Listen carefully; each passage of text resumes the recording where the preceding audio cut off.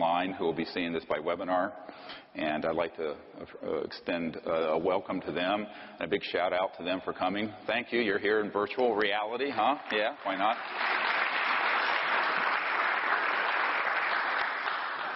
So I'm Dr. Stephen Greer, and the founder of the Disclosure Project and the Center for the Study of Extraterrestrial Intelligence and the Orion Project. Those are all now sort of amalgamated under SeriousDisclosure.com if you want to go and see what all the projects are doing at any time. And we're going to be doing this presentation, which is going to be part of a series. I really want to thank the people who've supported me all these years in getting this far. There's some folks who are volunteers out front who've been on many expeditions with me out under the stars, and people all over the world. My mentors in the national security state who, without them, I would have never had a Sherpa to figure out how this whole system works. You're going to learn things tonight, today, that the President of the United States doesn't know. I will assure you of that. I'll give you my assurance that it's true. It is also true that without some very special person, and her name is Emily, my wife of 36 years, we wouldn't be here. So a big thank you to Emily. She set this up. And really and truly, if Emily had not supported me all these years, there aren't many Jewish doctors, daughters, wives, who will be happy with their husband leaving a career in emergency medicine to be doing this for virtually nothing for 25 years. And that's when we started this project 25 years ago. So she's an amazing person, and without her, we would have never, ever gotten this far. She's really been the indispensable person that nobody knows about, and I want to acknowledge her. So thank you, Emily. Love you. So the other thing I'd like to do is just some housekeeping things. Again, no cell phones, please. And if there are any children who are on the webinar, I know this sounds strange. We're going to go through some things that are disturbing, and I would say parental discretion is advised for that reason. I usually would not say that, but we are today, and I need to say it. And the first thing I want to go through is sort of an architecture of what the deep national security state is. Because this is something that when I started out in 1990, I didn't think could possibly be true. And in fact, when I was meeting with the French government officials a few years ago here in Washington and then out at our farm in Virginia, I got a phone call from an Air Force intelligence guy and a liaison to the French president at that time, Nicolas Sarkozy, who said, "This is fantastic and terrible." And he didn't know if he quite believed it. And I said, well, come to Washington and I'll let you meet with some folks who are in the deep national security state who will confirm everything I'm about to tell you. So they came to Washington. And we had a meeting. And I began to explain to them that there are two governments.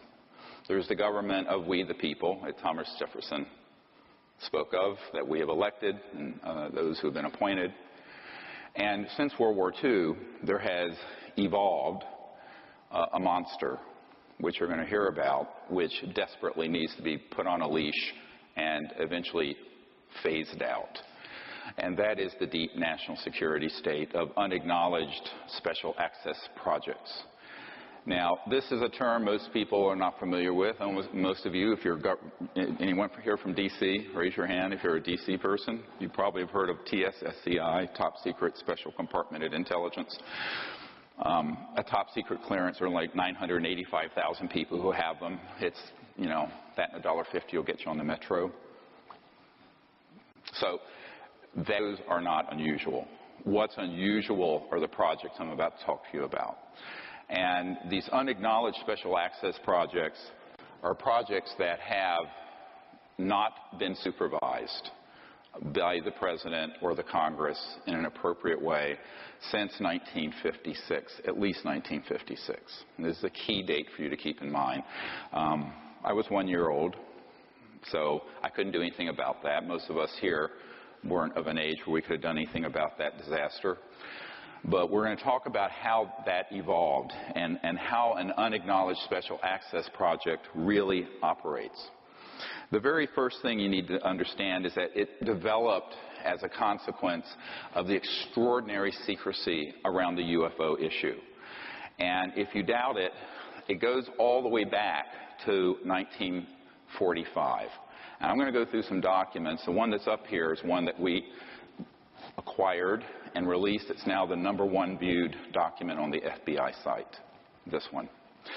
But before I get to that, I want to talk about what happened in the 1940s, in World War II. So most of you know we had President Franklin Delano Roosevelt, and there were events going on in Europe and also in the Pacific, but mainly in Europe, where there were these things called Foo Fighters. Yes, it's a rock group, and Dave Grohl, it's a great guy, he named his band after what I'm about to tell you. But a Foo Fighter, aside from being a really fun rock band, were objects that were flying around our aircraft in World War II. Sometimes they were fully materialized, hard.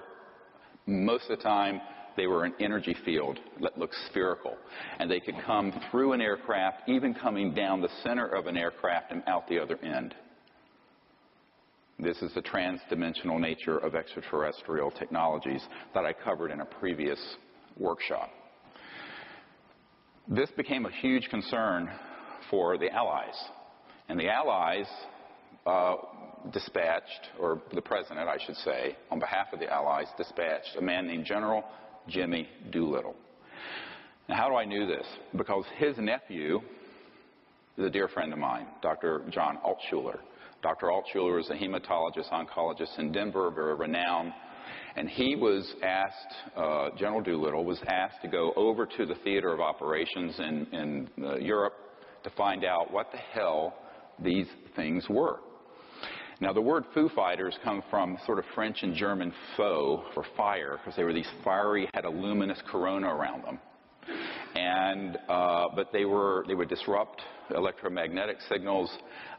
They would have effects on the gravity around an aircraft and other things such as guidance systems, compasses, and what have you. And so we thought, the Americans and British thought it was a secret Nazi weapon. And we found out through our spies that the Germans thought it was a secret Allied weapon. And of course it was neither. So General Doolittle went over and investigated this and came back to the White House and reported back to President Roosevelt and said, "Sir, these are interplanetary vehicles," I'm quoting.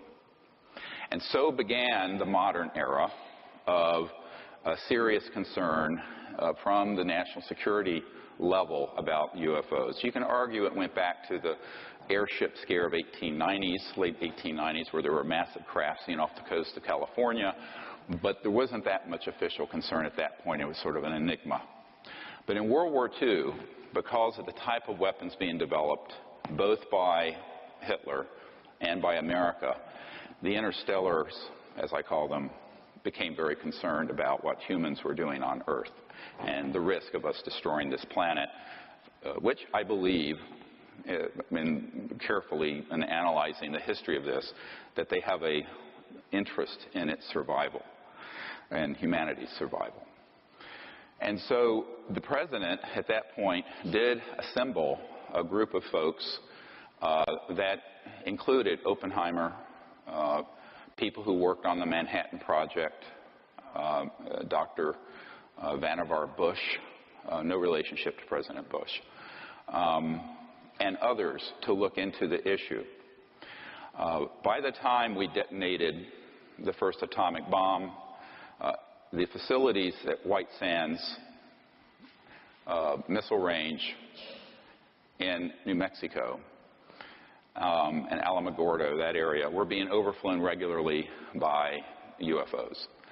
And they were very concerned, obviously, that we were developing weapons that could terminate life on the planet. And they could see where this was headed. So This was not something that just happened out of the blue. There's a history here you must understand. In the early days, and I'm talking now from the early mid-1940s until 1956, there was a reasonable level of constitutional oversight by key members of Congress, senior people in the administrations, and the President of the United States. Everything changed in 1956. Now, when we had the only nuclear, actually technically it's an atomic bomb squadron and not a thermonuclear one that was developed later. Everybody know the difference between atomic and thermonuclear? Atomic bomb is fission, nuclear is fusion, hydrogen.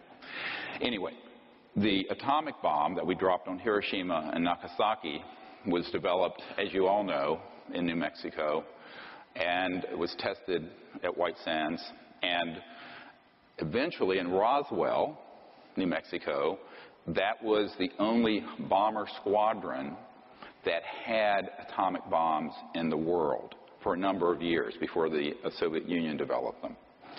And in 1947, there were 2 or 3, I have intelligence recently that indicates there were 3 so-called flying saucers, discs, flying by and doing surveillance of the 509th Bomber Squadron, which was the only atomic bomb squadron in the world. And they switched on, suddenly, an alleged radar system. Read this document carefully. Now, this, I know it's hard for you to see the original. It's dated 1950. It was to J. Edgar Hoover. J. Edgar Hoover building's right near here. And an Air Force source stated that there were 3 flying saucers recovered in New Mexico. They're described as circular in shape with raised centers, 50 feet in diameter. Each one was occupied by 3 bodies of human shape, but only 3 feet tall. They're actually about 39 inches tall. In metallic cloth, very fine texture, etc. And it says that the saucers were found in New Mexico due to the fact that the government has a very high-powered radar set up in that area, and it's believed the radar interferes with the controlling mechanism of the saucers. This is a little bit anthropocentric and childish, because if you can go interstellar, you can handle a radar system. What actually happened is that those radar domes had a scalar longitudinal electromagnetic weapon, which is another whole classification of electromagnetic warfare systems that we'll get into later. But suffice it to say, it was an early scalar Star Wars hit. And when they switched that on, at least 2 of these disks collided. One went down northwest of Roswell. The other one continued and was more intact and was impacted near Socorro, New Mexico. And that's where they actually retrieved the bodies. The ones that was just north of Roswell was obliterated into little teeny pieces, tiny little pieces. Where they did retrieve, and we have Disclosure Project witnesses who have testified to this, who have personally seen what looks like almost hieroglyphic writing on some of the little parts that were retrieved. And I've seen these, and it's very interesting because it's reminiscent of the ancient Egyptian hieroglyphics, but not quite the same. Makes you wonder where the pyramids came from. So that event was an early hit. Now, there are some reports of others, but that's the most documented one. This document from the FBI is significant because, obviously, 3 years later, you had one branch of the government trying to find out what the other top secret branch of the government was doing. You can tell by the tone of it. I made inquiries through here and there. So it's a bunch of skullduggery that happens between agencies and competition. And there's always been competition between FBI, CIA, Air Force intelligence, et cetera, and so on. And this happens not just with the United States, it also happens between allies and alliances. For example, the next document, if you can pull this up, this is one of the most important documents. And by the way, after I briefed the CIA director about all this stuff, the sitting CIA director for President Clinton, which we'll get into in a moment. I got a cache of several thousand of these documents, about 5,000 of them. And they're in my vault. I don't know what to do with them. If we presented what was in them, it would take us from now until 2017. But let me just say that this document was accidentally released by the Canadian government, and you look at the date on it, 1950, November 21st. How ironic. This is the 65th anniversary of the writing of this document by Wilbur Smith, who had a top-secret clearance, and he was tasked by the Canadian government to find out what the Americans were doing. And if you look at page 2, if you go down to page 2 of this, you're going to see just a brief summary, which I think is, there's a whole lot of detail in the document. This is on our website now. You can look it up. Many of you may have seen this one already, but the reason I want to present it is the importance of the document. And it says, the matter is the most highly classified subject in the United States government, rating higher than the H-bomb. Think about that. The H-bomb wasn't detonated until 1952. It was the ultimate doomsday weapon. This project, dealing with UFOs and interstellar technologies, was more highly classified than the H-bomb. Period. B, flying saucers exist. Period. Their modus operandi is unknown, but a concentrated effort is being made by a small group headed by Dr. Vannevar Bush, who also worked with Edward Teller, Oppenheimer, and others.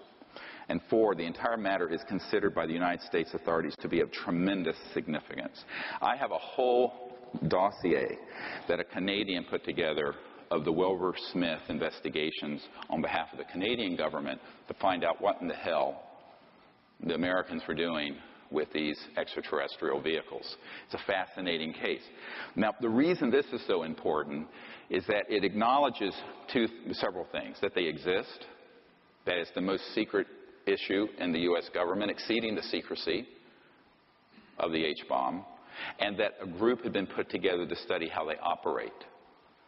Well, they were studying material recovered from one or more interstellar crashes that were the result of using these scalar longitudinal electromagnetic systems, which Tesla had worked on and others had worked on in the early part of the 20th century.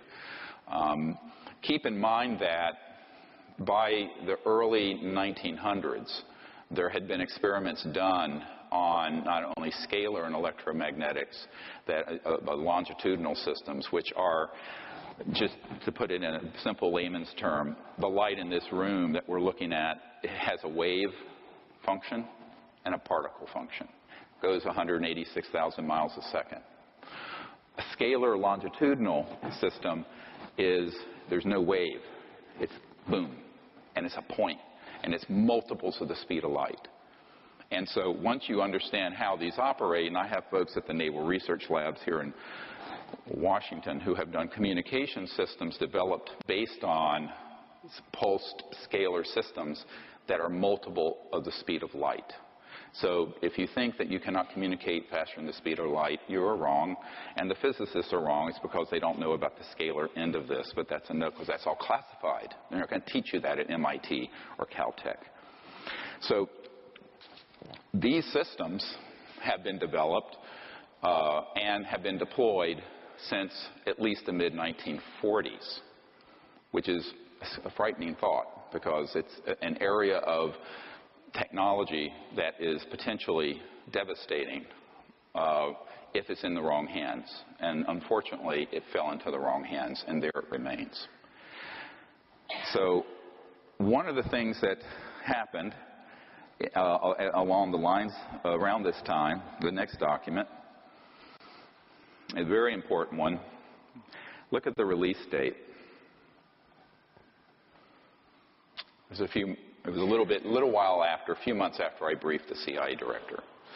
So after I met with him, I said, look, I'm going to give you a list of stuff I want to see if I can get. I got this massive box. Came out to my farm in Virginia. And this is one of them, and there are others. and it's from 1953, although you can't see the date on it very well here. And it's about it's written by the director of the CIA to the director of Psychological Strategy Board. Psychological Strategy Board. What? Psychological warfare. And it says, you can read it, I'm transmitting to the National Security Council a proposal, tab B-A, which we don't have, which is concluded that the problems connected to UFOs appear to have implications for psychological warfare as well as for intelligence and operations. And then there's another tab, B, which has the background. I'd love to see that one. I suggest that we discuss in an early board meeting the possible offensive or defensive utilization of these phenomena for psychological warfare purposes. Remember this document 4 hours from now, because basically what they concluded was they needed to do a few things. They wanted to be able to set up a deception around the subject and put out false information, use it as a cover story for classified aerospace research. So oftentimes there will be something that happens and it will look like a UFO, and it's actually a Northrop Grumman. My uncle's company was Northrop Grumman. He worked on the thing that landed on the moon, the lunar module. Or Lockheed Martin Skunk Works or some other aerospace entity, and it will be 100% man-made, and the public will say, oh my God, it's a UFO. And they'll not correct them. There's no correction forthcoming. They want you to believe it's a UFO. Why? Because it provides a cover for classified research with technologies that, if they were allowed to come out, would terminate the oil and gas and coal industry. They're using zero-point energy and gravity control. Which then brings me to the next issue, and that is by 1954, October, so now we're 61 years plus 1 month into an era, and this was confirmed to me by the third highest ranking official at the Naval Research Labs and the highest ranking scientist, in other words, someone who wasn't a bureaucrat, at the Naval Research Labs, which Thomas Edison founded, and the Naval Research Labs is the largest defense lab in the United States. And Richard Foch, and I knew him for many years before he passed away of prostate cancer not too long ago, was this gentleman. I've never wanted to discuss who he was until he passed away. And he was a very senior guy in this system. And one of the things that he shared is that he was in the vault, the same vault that the next document came out of, which has a great story behind it. And he was going through some documentation and found that it wasn't in the 50s that we really started, I mean the 60s or 70s, but it was in the 50s that we actually mastered gravity control. Now what does that mean? Gravity control is the ability to put an electromagnetic field at certain voltages and with certain angular momentum. I don't want to get into a lot of, put you to sleep, I got into the physics of it too far. So that this object becomes massless, weightless, no mass, M-A-S-S. So the mass component, and this has to do with angular momentum and things of this sort, of the subatomic particles, can make this object so light that it has no mass, which means if you look at your physics equations, mass, velocity is inversely proportional to mass. Go look it up. So if mass becomes zero, velocity can go to infinity in a given amount of energy, which means you can move into another dimension. It doesn't go to infinity. You go trans-dimensional. We'll talk about this some more later. And this began to be experimented with in the 1920s. A guy named T. Townsend Brown developed a system using crystalline structures and very high voltages going into an object so that an object would begin to levitate. Marcel Vogel, one of the chief engineer scientists for IBM in North Carolina on the Reynolds estate, did the same thing in the 60s and 70s. One of the members of my team and one of our disclosure project witnesses worked with Marcel Vogel, doing this with crystalline structures. And it can be crystals, but it can also be nanocrystalline materials such as metallic. So, as you know, most metals and rocks are crystal. Actually, water is crystalline. We're crystalline. So you can put this system around almost anything, and it will begin to become increasingly massless. Now, it doesn't have to be zero mass. Maybe it's 0.1 mass. So it's still materialized, and you see it. But it means, man, can you accelerate this thing? So it means you can, instead of going like the space shuttle at 25,000 miles an hour, you can go at several million miles per hour and take a right turn. And there's no deceleration effect because everyone on board is corrected for 1g. So this is what they began, 1g gravitational force. So this is what began to develop in the 20s, got taken into some Army Air Force projects in the 30s and 40s, and was Adolf Hitler's secret weapon. Adolf Hitler, they weren't making the progress on the atomic bomb that we were, but they had almost perfected gravity control by the time World War II ended. Now, one of the things that the OSS did, the Office of the Special Services, which became the CIA after World War II, they had something, you can look this up, called Operation Paperclip. And Operation Paperclip, a whole book was written on it not too long ago, about how they would put a paperclip on the file of the Nazis that we didn't want to go to Nuremberg and execute, but whose knowledge was so great that we wanted them as part of our program. We wanted what they knew. So one of these guys is a guy named Werner von Braun, who, of course, invented the rocket, the V-2 rocket for Adolf Hitler. Hermann Oberth. These were all the giants of rocketry and aerospace for Adolf Hitler. They became the foundation of, brought in by the CIA, what became the CIA, of our space program in the 1940s and 50s, which is how we leapt ahead of the Soviet Union, because we took all those people first, ahead of the Soviet Union. Interesting bit of history. You don't read this many places. But a lot of what I'm telling you is in conventional history books, not the UFO part. That's been sanitized out. That's forbidden knowledge.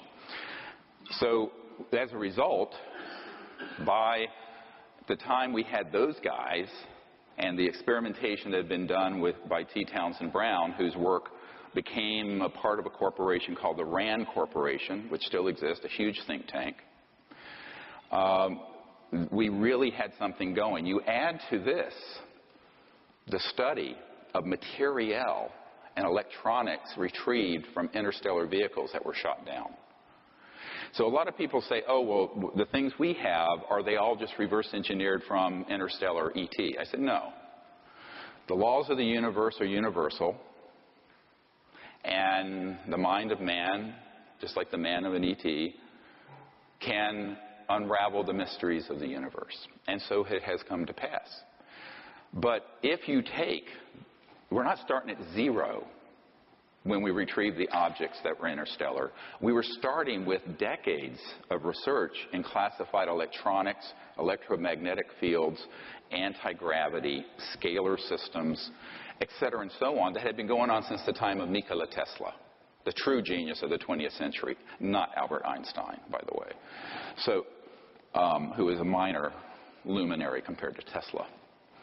And, sorry, Einstein fans, it's true. By the way, that's why when Nikola Tesla died, the FBI swooped into his apartment and confiscated all of his secret papers. And how do I know this? I have a document from the Department of Defense demanding that the FBI turn them over and names them for what they are, the secret papers of Nikola Tesla. This is not an urban myth. I have that document. It came in this cache of documents I'm talking about. So when you have all of that knowledge, it's then augmented, increased, potentiated by the study of, as the Wilbur Smith document says, the materiel that was interstellar. Because you need specialized materials. You need control systems. You need integrated circuits, which we did not have in the 40s, which came from this. You need fiber optics. You need all kinds of stuff.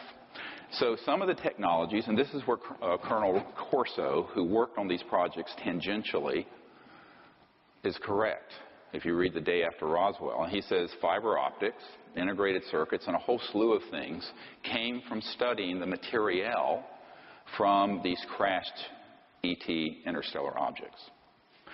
So you had the biggest and most top secret, most well-funded project in the history of the United States going on. Nobody knew about it. It's completely sub rosa. It was more secret than the hydrogen bomb.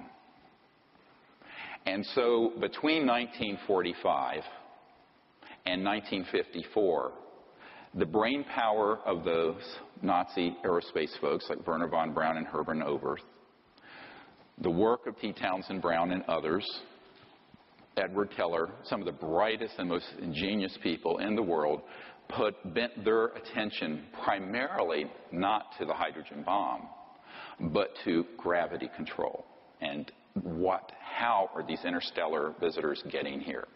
Because that would then be the ultimate edge, wouldn't it, in the technological arms race.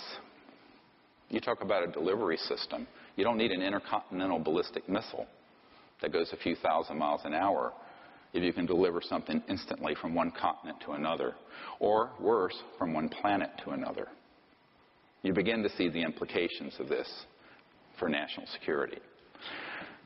Therefore, it was managed in an extraordinary fashion.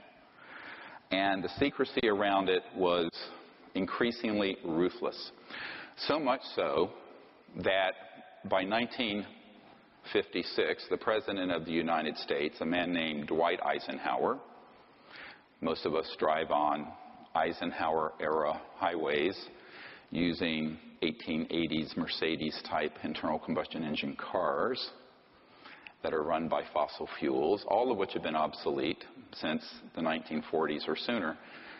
But Eisenhower was a five-star general, became president, two-term president, and was a Republican, very patriotic, but also very naively trusting.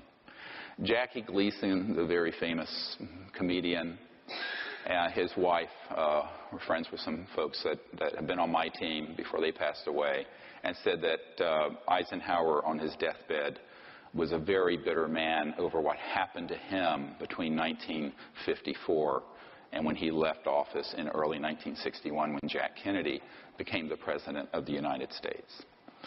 And in 1956, a man named Nelson Rockefeller, who later, of course, became vice president, and prior to that was an operative in the military-industrial complex and the emerging deep national security state. Nelson headed up what's called the Rockefeller Commission. And the Rockefeller Commission in 1956 reorganized the Pentagon, Department of Defense, CIA, the whole alphabet soup of secret entities. And they did so in such a way that it became labyrinthine, Byzantine, almost impossible to penetrate by anyone who wanted to navigate through it. In the early days, there was still some presidential knowledge. We have one of our witnesses, Mr. Lovkin, who is an attorney, who was a young man, White House Signal Corps here at the White House down the street from where we're speaking today. You can look at his testimony on our website, SeriousDisclosure.com, and he said, yes, he would be at meetings and Eisenhower would be making doodles, pictures of UFOs and ET crap. In fact, I have one sitting in my condo here in D.C. that someone lifted from the archives. I won't say where and how. And he said basically Eisenhower voiced to him great frustration over the fact that there were all these projects going on and he had lost control of the oversight of them. So what happened with the Rockefeller Commission in 1956 is that they made it virtually impossible for any ordinary congressman or president, because, you know, they come every 4 to 8 years, don't they? So by the time they leave, even if they're there 8 years, maybe they're a little less wet behind the ears. But it's a system that guarantees their ignorance, except to the extent that they want to give you just enough information to control what's going on. We'll get into this in a moment. So by the time Eisenhower left office, he made the very famous speech about beware the military-industrial complex, as you've seen in the film Sirius. By the way, Sirius became #1 on Netflix a few months ago. Cool. Thank you guys for supporting that. And the president said it will become a threat to our national security and our way of life.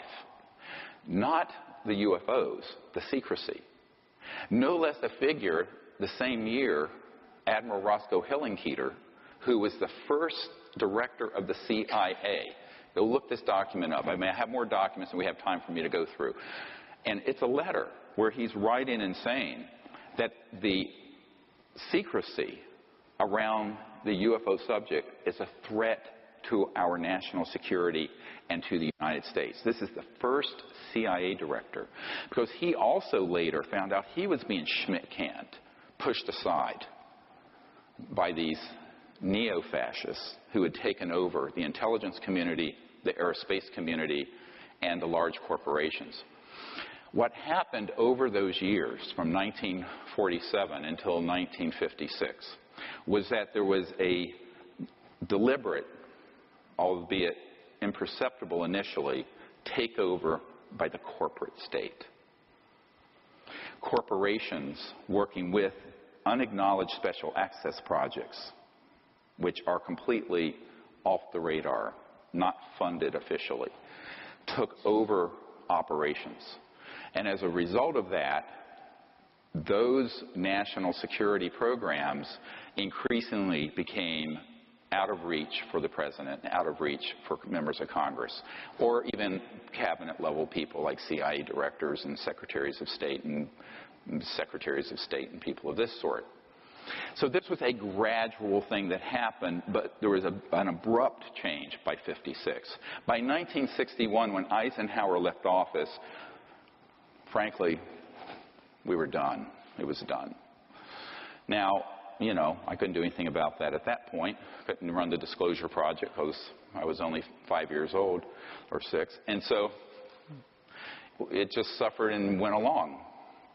And the national security apparatus got bigger and bigger and bigger. When Jack Kennedy took over in January of 1961, he had a great interest in this. And he was, in fact, briefed on the subject.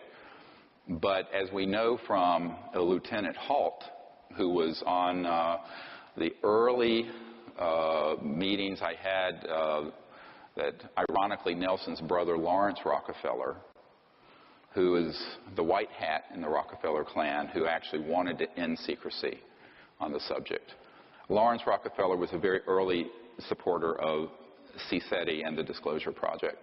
And he funded and I organized the Asilomar Monterey gathering of KGB, CIA, astronauts, cosmonauts in 1995. And what I found is that some of the people who came had been involved with the Kennedy administration. And one of these gentlemen, this lieutenant colonel, was on Air Force One flying to Berlin when Kennedy made that very famous speech, "I am a Berliner." Although I think he misspoke it a little. But from what I hear from the Germans. But on that flight, this Air Force officer, who was sort of like the chief steward who sort of ran Air Force One for the president, had a chat. And this issue came up because he had been a pilot who had seen one of these UFOs as an Air Force pilot. And there are thousands of sightings like this that we have in our archive. And he brought this up to the president. He says, "Oh, yes, I know about this." He says, "I've been briefed on it a little bit. But," and now I'm quoting, I have this audio tape. It is chilling, the audio tape.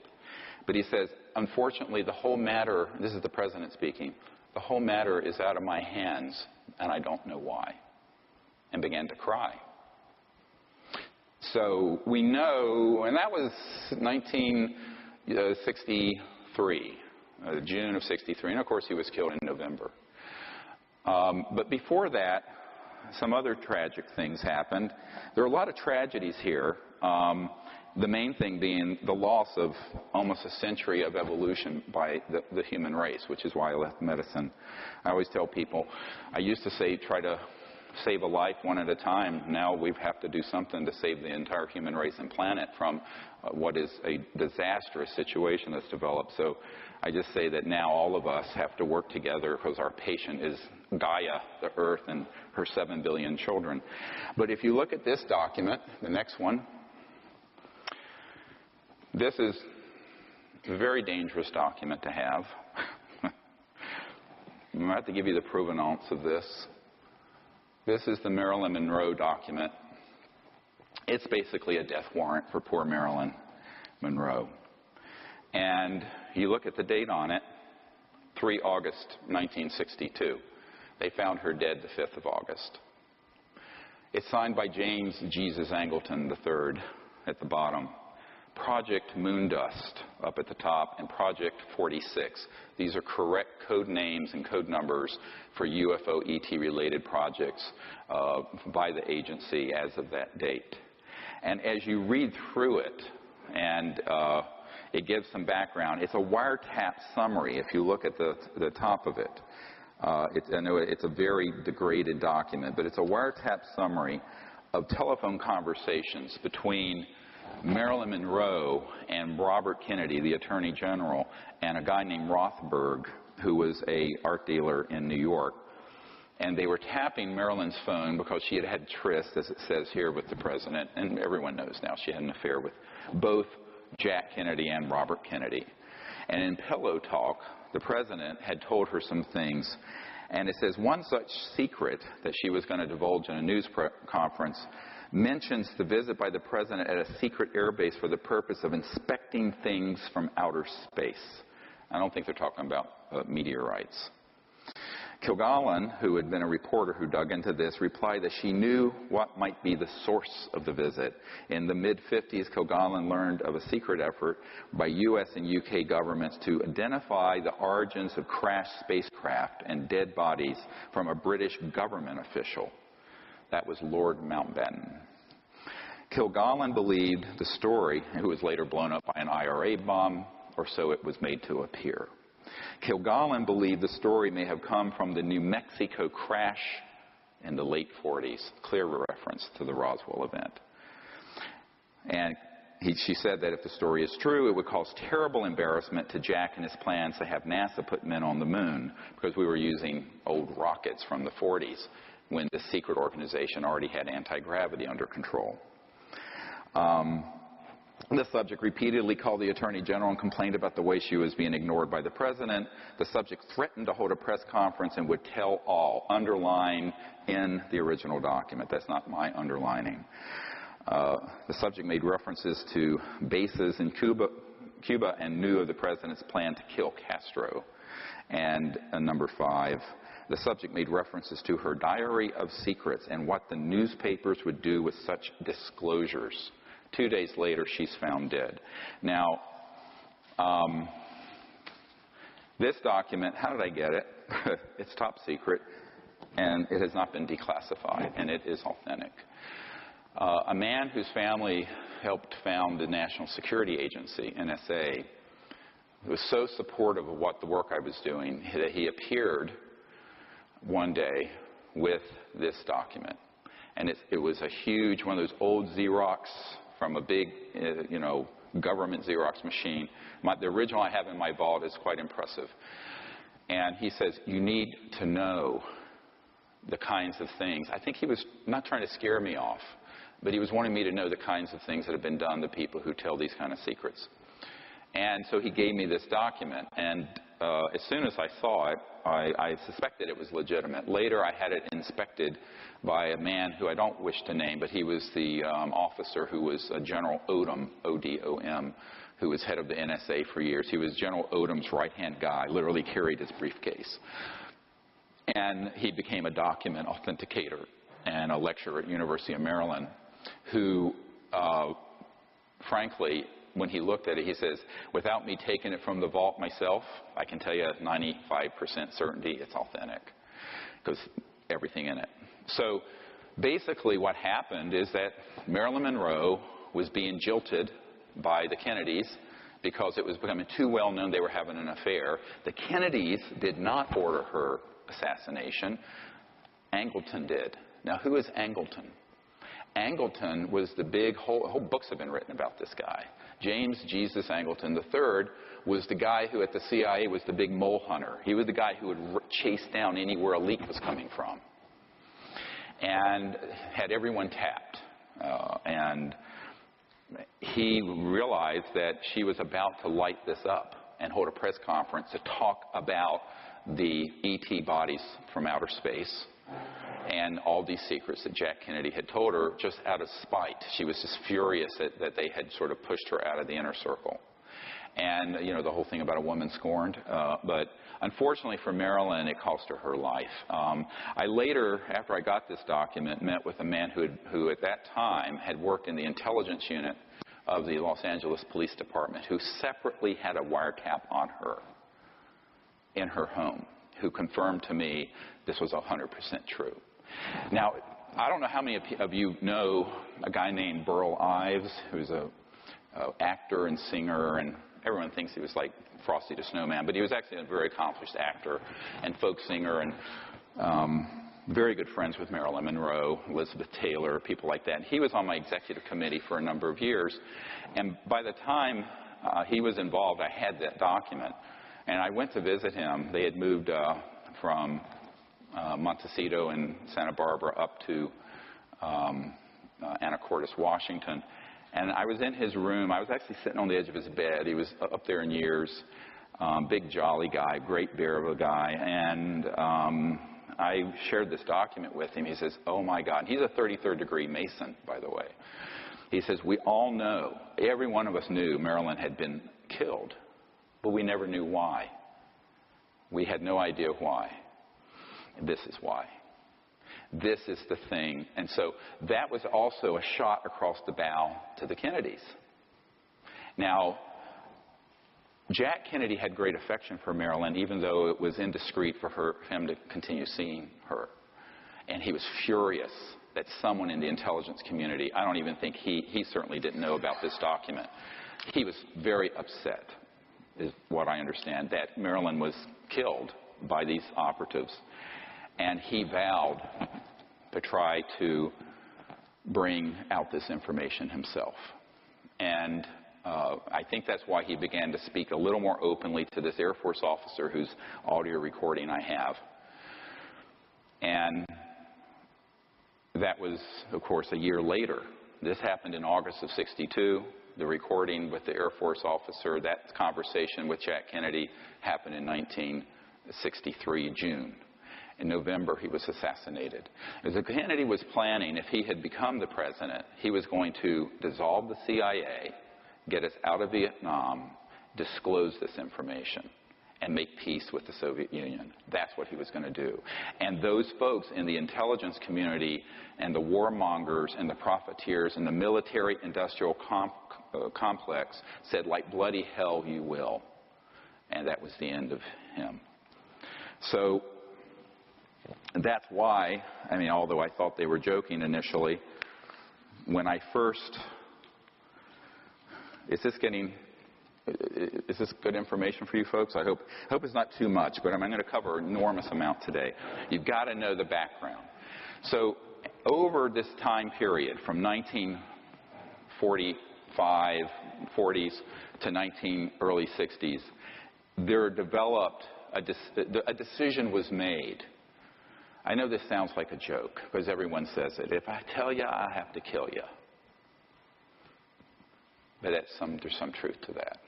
So the secrecy that got developed around this issue became more and more and more restricted, even from people who were presidents or Senate Intelligence Committee members or members of the cabinet. Because another man who was killed was John Foster Dulles, shoved out of a window. Dulles was killed. He had been CIA director. He was starting to make noises about changing the direction of things, and he was also killed. Dulles Airport's named after him. So the decision was made, how do we do this without risking having to continue to engage in the wet works? And there's a guy I know at the CIA who kind of has my back, who has been there for years, PhD guy, who has a team of wet works guys. Wet works are assassinations. So wet works are, wet comes from blood. So, you know, you don't want to pull the trigger on wet works if you don't have to. So they've decided here in the 50s and 60s to create so much secrecy and have it so compartmentalized and tightly held that they didn't want to risk doing that anymore, because it was really disruptive to the nation.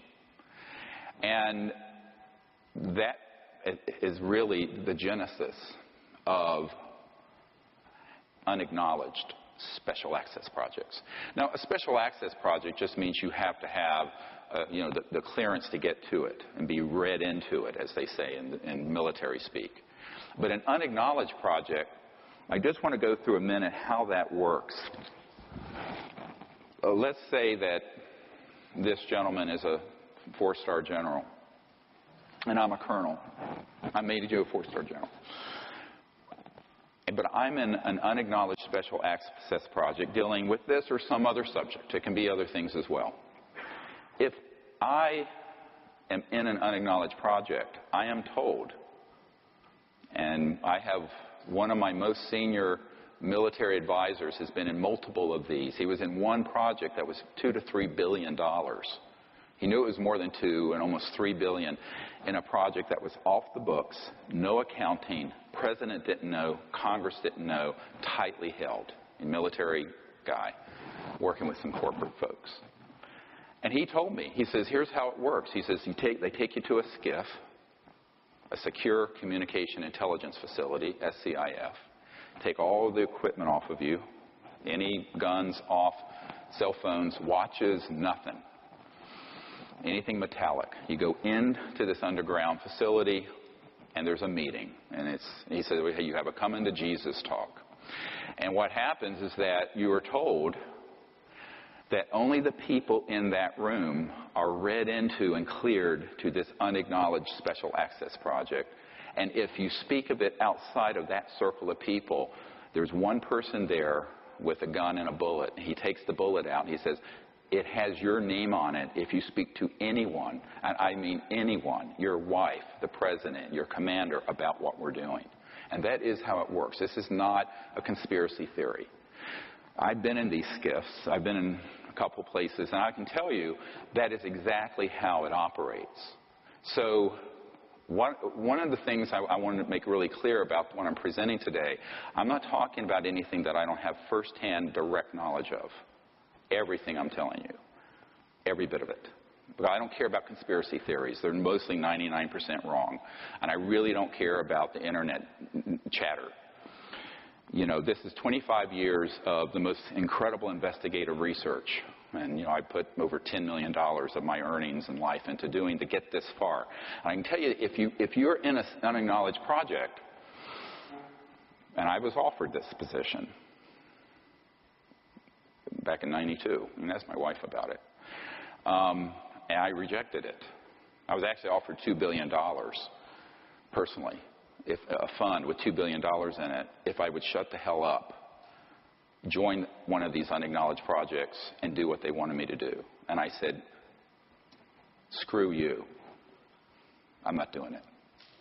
But that's what was offered. And that's when $1 billion was a lot of money back then.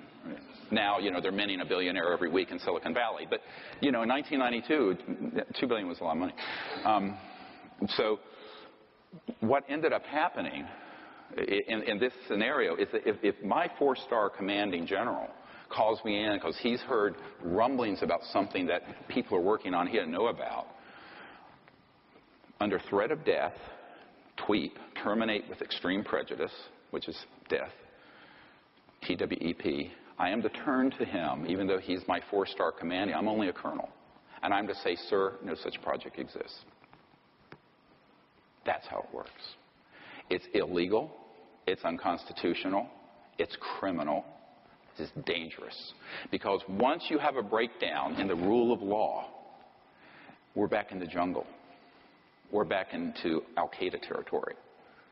We're back into the Wild West where there's a lawlessness. And that's what happened. And because of that, no president since Eisenhower has had anything near the level of information on this that would be required for the chief executive. Most CIA directors haven't. There are a few who have and a few who haven't. And I'll tell you a little bit about why that's the case in a moment. Who's been in and who's out? Dick Helms was in, Woolsey was out.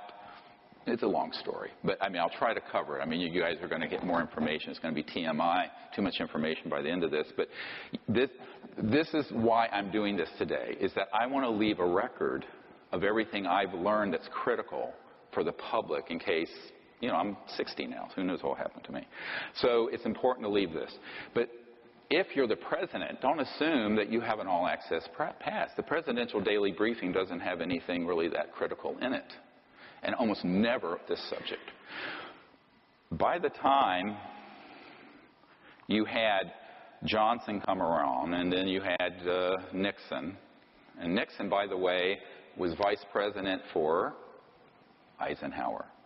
Nixon actually was pulled in as head of the Space Committee. The vice president sits as chair of the Space Committee, into Majestic. This group, MAGIC, M-A-J-I-C, is actually what it's called. It's the Majority Intelligence Committee, M-A-J-I-C, it's the proper term. And MAGIC tapped Nixon, and he thought as president, he would be the guy that would disclose this. Because he thought it was time, and he finally became president after Jack Kennedy, he felt, swindled him out of the presidency in 1960. And then, of course, Lyndon Johnson inherited the presidency in a sense after the assassination, had one term, part of another, the rest of Jack Kennedy's term. But Nixon thought, well, okay, I'm going to do this. And so a little thing called Watergate happened. Everybody remember Watergate? Those of you too young to remember, it was the break-in over here at this office in a luxury apartment on the Potomac. And it was a bag job. Bagmen went in and broke into the Democratic National Committee offices to get lists and information, and Nixon ended up covering it up. I mean, it's kind of standard operating procedure. You know, it's like it wasn't really that big of a deal in the sense that it happens all the day. You just don't know it. But there was a guy named Woodard who was ONI. Office of Naval, you know, Bernstein, Woodard and Bernstein. Look it up. And Office of Naval Intelligence is where he came from. And suddenly this young reporter has this deep throat. Well, he had an ONI guy give him the information, Office of Naval Intelligence, because Nixon was planning to blow the lid off the secrecy. And the way they took him down was by impeachment rather than by a bullet. That's actually why Nixon was impeached. Now, he did do the Watergate, and he was a crook. But, I mean, I would say most politicians have engaged in such things. I know I'm a bit cynical about it, but, you know, it's not that unusual for dirty tricks and oppo research to be done against someone else, and you have someone go and steal something or rifle through trash to get dirt on someone, and that's what they were doing. And in this case, it was a break-in, so technically it was illegal, and then he covered it up, and he got impeached. But the real reason why that became such a big scandal and the shit hit the fan was that this ONI guy, Woodard, had a source that he worked who had the actionable intelligence on what really happened, and there goes the president. And of course, you know, we had Ford, who was a part-term, time guy, and he had a CIA director, Bill Colby, who was a member of MAGIC. Bill Colby, I'm giving you like a 50-year history real quick. Is this good? You know, you need this, huh? Colby, and by the way, Nixon had a guy named Dick Helms, who did not want me to talk about this at all, and said as much to someone who is part of a group, and that woman is in this room today. But what ended up happening with Colby is that as he got older, he was very, very upset. And William Colby, CIA director, who was involved to an extent in the MAGIC operations, decided that it was really terrible what was happening to the country. And he's a very patriotic man. He was up there in years, and he decided to defect as a lone wolf, but an unacknowledged lone wolf. And this is why I'll never allow this again. So let me tell you what really happened to Bill Colby. Bill Colby, reached out to me through his best friend, a colonel who I will not name, is still living, and an elderly man, but a full-bird colonel who had been in MAGIC, this committee, that majority intelligence committee that oversees the UFO issue. And he wanted, Bill Colby wanted to bring forward the technologies, not the things that fly, but an energy technology based on these classified operations, and some seed money, about $50 million in, I guess, kind of gray area seed money, to my group so we could bring these technologies out and end the oil and global warming and the poverty and all of that. Now, the person who approached me, a member of my board, and this colonel, wouldn't say who the client was. They were going to set up a secret meeting. I said, I think it's safer if I know who he is. They said, why? I said, because I can put him into a security system. He says, what do you mean? I said, not knowing is dangerous for him. They said, no, he won't do it that way. So I said, okay. So I'm working full-time as a trauma doctor, emergency doctor, and we're setting that up. And the week before I'm going to meet with this former CI director, they find him floating down the Potomac River, made to look like an accident, and he was assassinated. And it was tragic. And I said, I will never do this again. I felt terribly guilty. And his best friend came to my best friend's funeral, Sherry Adamak, who had been helping me for years and who was one of 3 of us who mysteriously got metastatic cancer the same month. Simeon, I think you knew Sherry. And this colonel came to her wake. And he just looked at me. He says, we can't look back. We have to keep putting one foot in front of the other, even though we both have had horrible losses.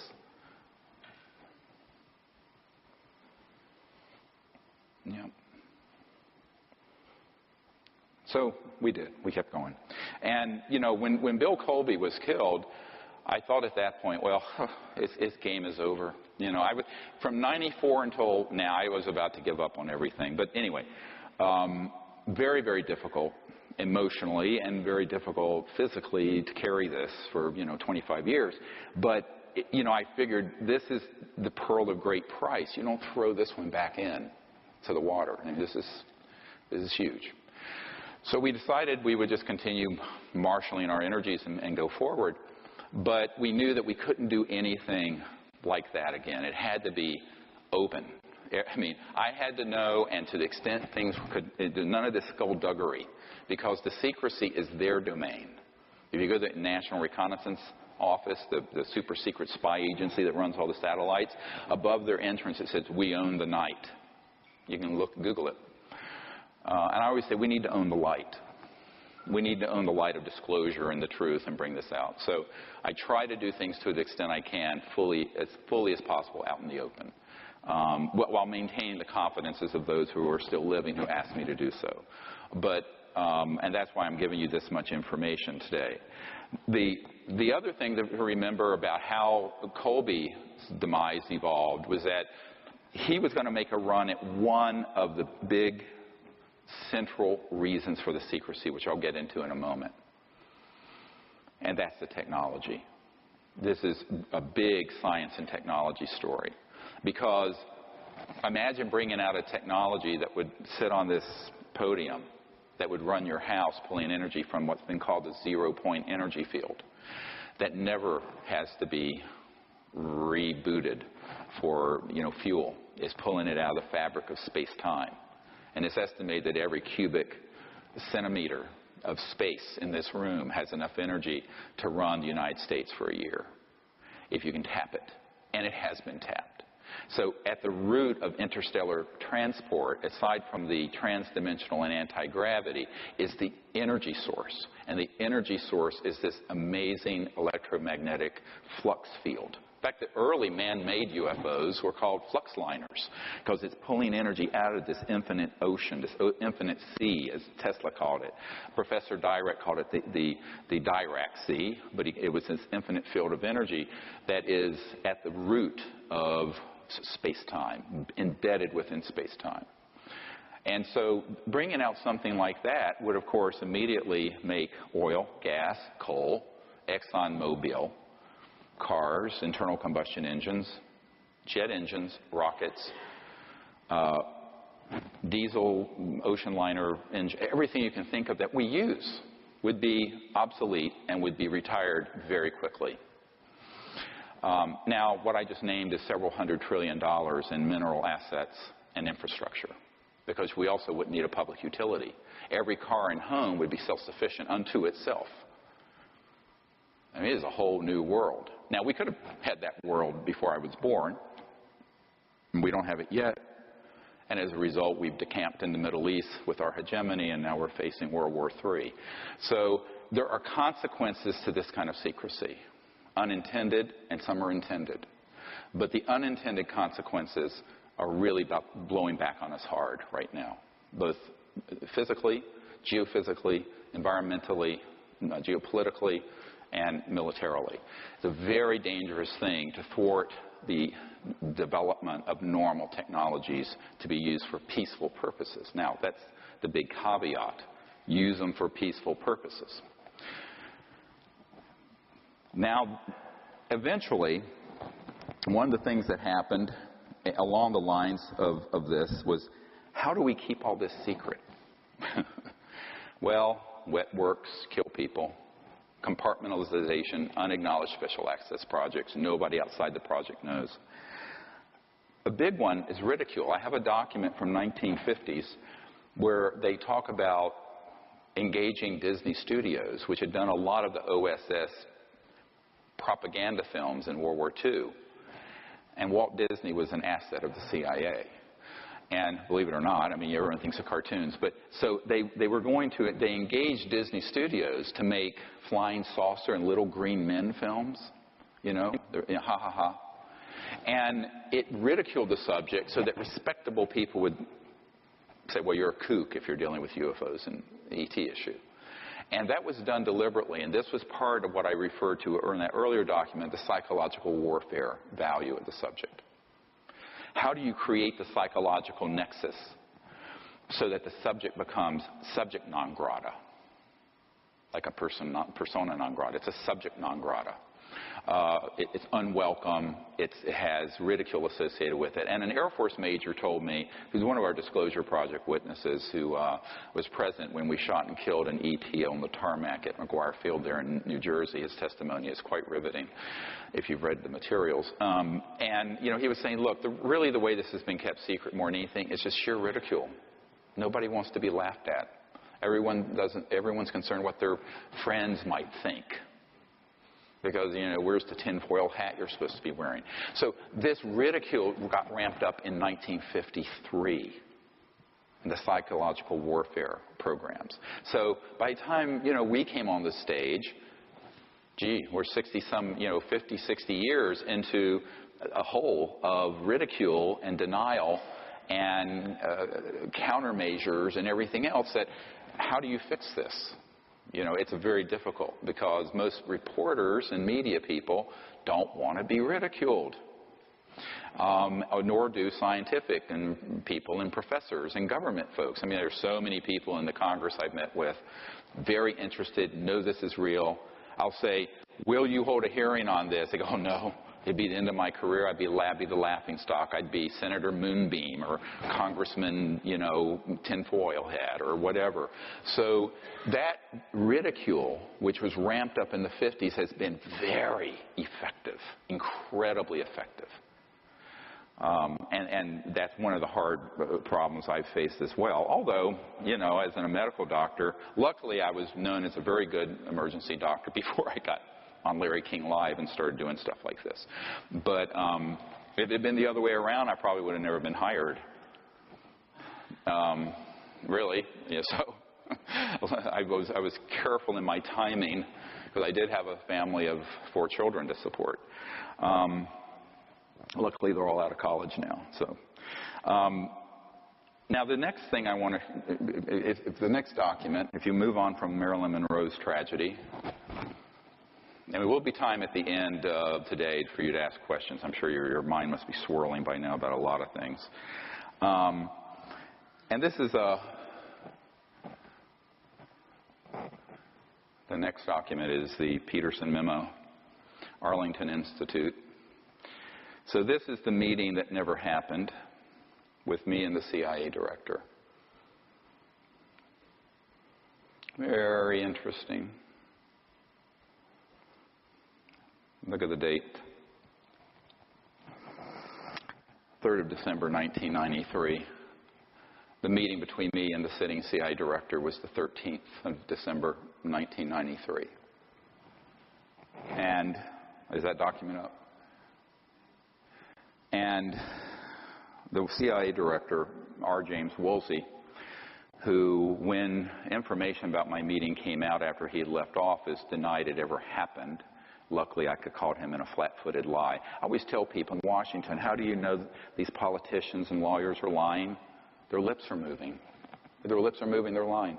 I know it's a very cynical thing to say, but unfortunately very true. But this document, which I'm not going to go all the way through, but some of the information is very, very important. I talked to Woolsey this morning, and he suggested getting together, underline. Project Starlight that's referred to here was the coalition I put together before the Disclosure Project, which no one knew about, where I was trying to get the President Clinton, to lead the disclosure on this. And it's a very interesting document because on the second page it says, remember, the most powerful people in the world will have a deep, compelling interest in our activities and will use everything in italics at their disposal to effect their objectives. Very threatening. And then he suggests that I get an encrypted portable phone because my kitchen doesn't have one. I mean, the whole thing is like such. Now, here I am. Of course, I'm like 30-some years old. I'm an emergency doctor, and I'm being asked to come up and brief the sitting CIA director because, and if you read this carefully, it states in there, he's made inquiries and no one's telling him anything. This is the sitting director of the CIA. This is the proof the meeting took place. Now, there is other proof. Now, what the hell is going on that a sitting CIA director doesn't know anything about the most top secret CIA project? Illegal, outrageous, unconstitutional, criminal. And when I found this out, now remember, this is 22 years ago almost, it was a shock to me. Because I was raised like most people. I thought, well, there's a president, there are all these spooks, and there's a chain of command, and it operates. I didn't know about unacknowledged special access projects. I certainly could not have imagined that the man who puts together the presidential daily briefing would be kept secret on stuff that I had collected unbelievable amounts of evidence for the existence of UFOs, extraterrestrial intelligence, et cetera, and so on. But that was the case. And when I met with this man for nearly 3 hours, it became quite clear to me that it was not a prevarication. I really thought that he was saying that just as a way of blowing me off, or, not blowing me off, but sort of saying, I want to meet with you to find out what you know, but I actually do know, and I'm going to pretend like I don't know. No, this man, and my wife can attest to this, was shaken to his foundation. The cover story for the meeting was a dinner party, and they're in the D.C. area, which is typical. The wives were invited as cover. Terrible thing to say, but it's true. So my wife was there. I was there. The CI director and his wife, who's Chief Operating Officer of the National Academy of Sciences, was there, and my host, John Peterson, and his wife. Interestingly, she didn't know who was coming to dinner until that afternoon. He wouldn't tell her. And then she finds out like 2 hours before we appear, there's this UFO expert and the CIA director and his wife coming for dinner. Can you imagine being that wife? That was I'm sure that night was an interesting conversation after we all left. But that's how these things are done. The real tragedy of it, though, is that if you have a breakdown in government this severe, those of you who are students of governance, where you can have a CIA director or senior members of the military who are being left out of something very important and which hundreds of billions of dollars per year are going into, then you have no government.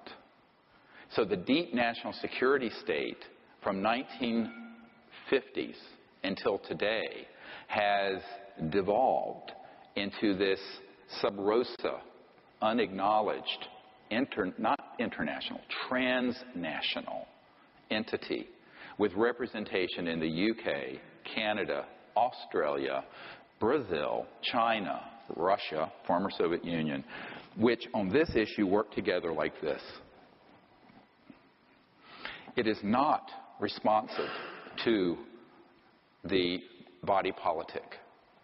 It is not responsive to the heads of government or even the heads of committees and cabinet level people. There are some cabinet level people, however, who have known. I've mentioned a few. There was a CIA director known as George H.W. Bush, and the CIA headquarters is now named after him. He was a member and is a member of MAGIC. But then there are others like Woolsey who wouldn't be told anything. Some presidents have been given a little information, and some have been told nothing. Why? Well, here's how it works. It took me a long time to figure out something very simple. I call this a soul biopsy. Because doctors are talking about biopsies, but it's a psychological analysis. So let's say this gentleman is the incoming director of the CIA. The outgoing director of the CIA is me. As incoming director of the CIA, they've taken your life apart, and they know what your values are. If your values are that you would not go along with an illegal, criminal, unconstitutional effort and engage in assassinations that were illegal and other things, they will never tell you about this.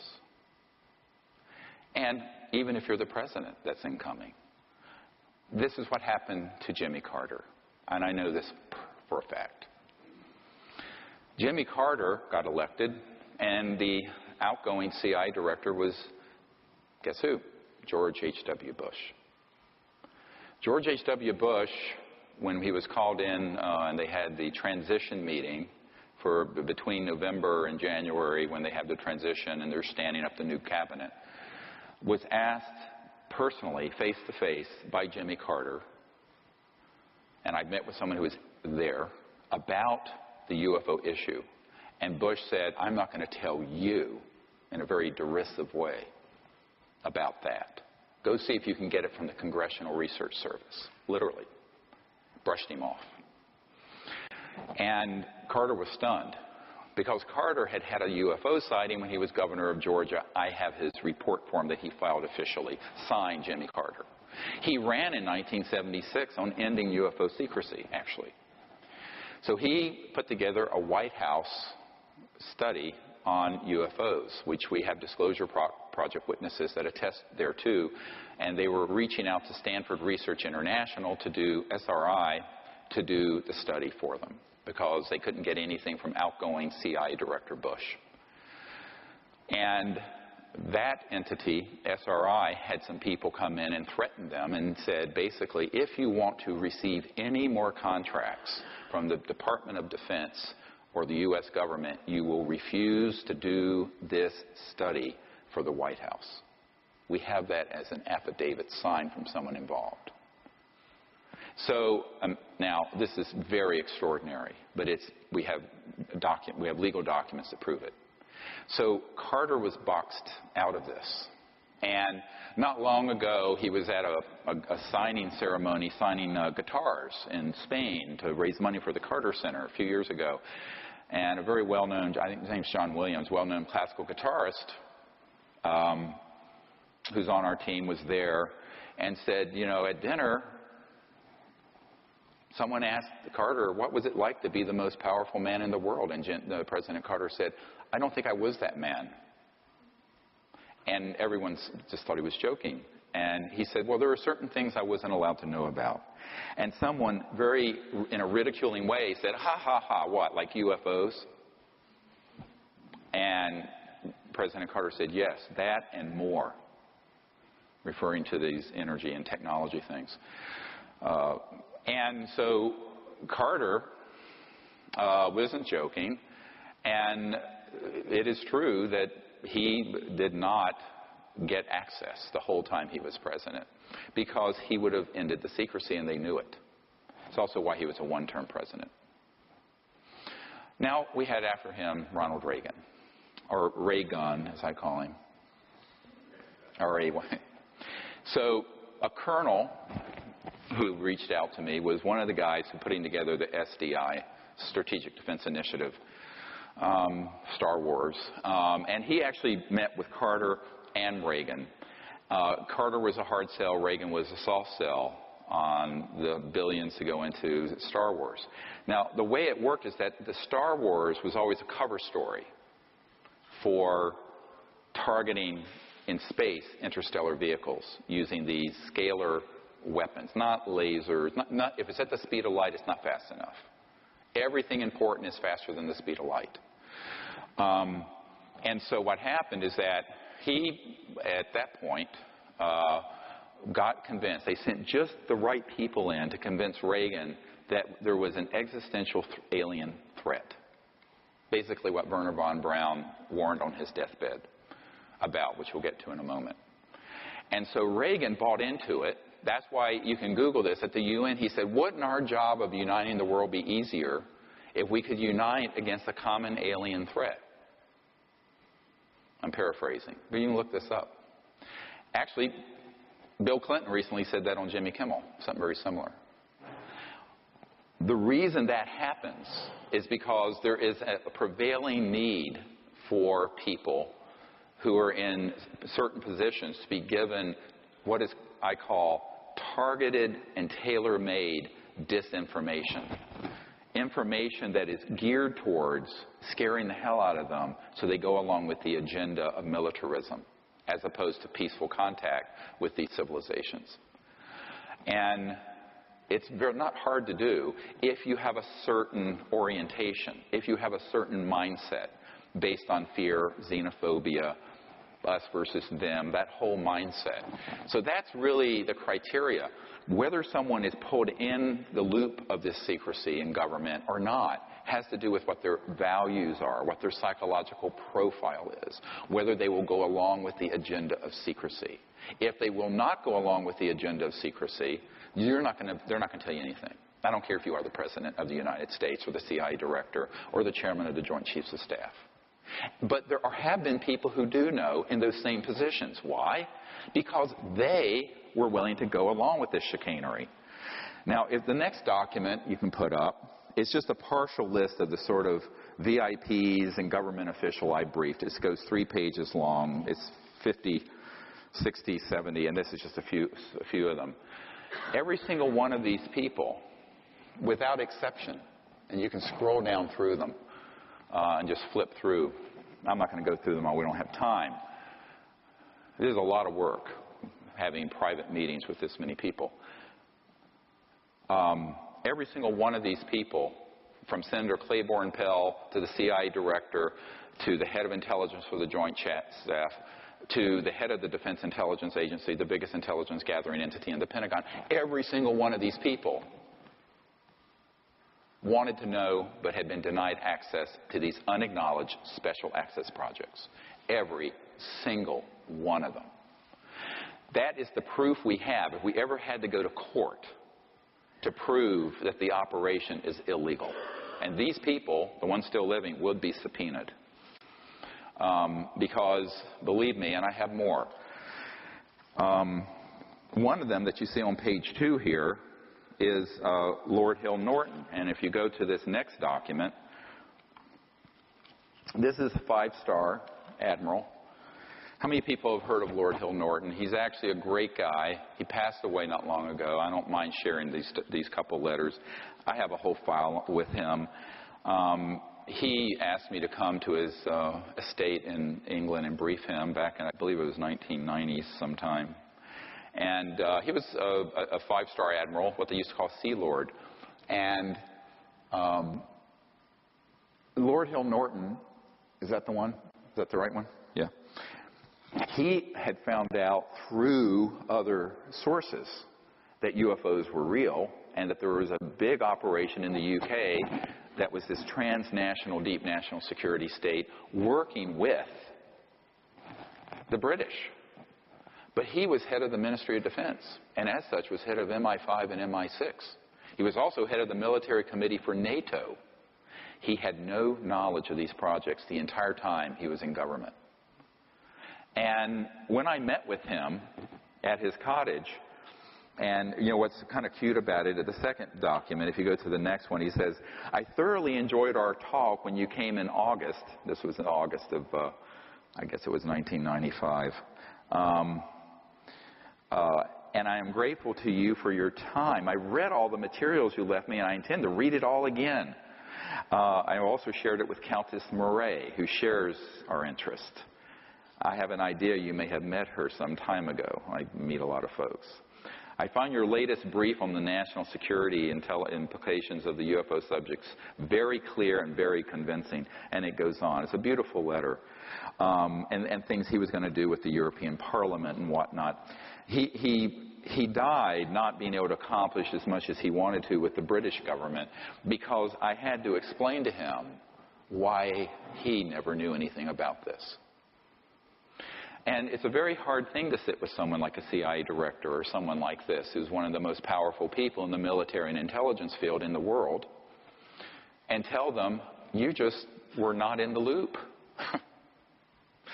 And he basically said to me, well, why didn't they tell me? And he was a little hurt and kind of petulant. And I said, sir, I'm going to answer your question with a question. What would you have done if you'd found out there was a transnational entity, unacknowledged, running unconstitutionally in your country and mine, engaging in assassinations, keeping from the planet technologies that would save the earth from environmental destruction and eliminate poverty within a generation? And that they are using these technologies to try to provoke, as agents provocateurs, an interstellar conflict and World War III, and that they were completely off the reservation without any controls from the chief executive or the legitimate governments of the world. And he hopped up and down. He's this little guy with piercing blue. He says, I wouldn't have stood for a bloody minute. I said, well, that's why they didn't tell you. He says, what do you mean? He thought I was being impertinent. I said, because they knew you wouldn't go along with that agenda. Therefore, you were out of the loop. That's how it works. It's that simple. So you basically accumulate people who are enormously evil and who want to see terrible damage done to the planet because at their core, They love war and they love conflict. They do not want peace to break out.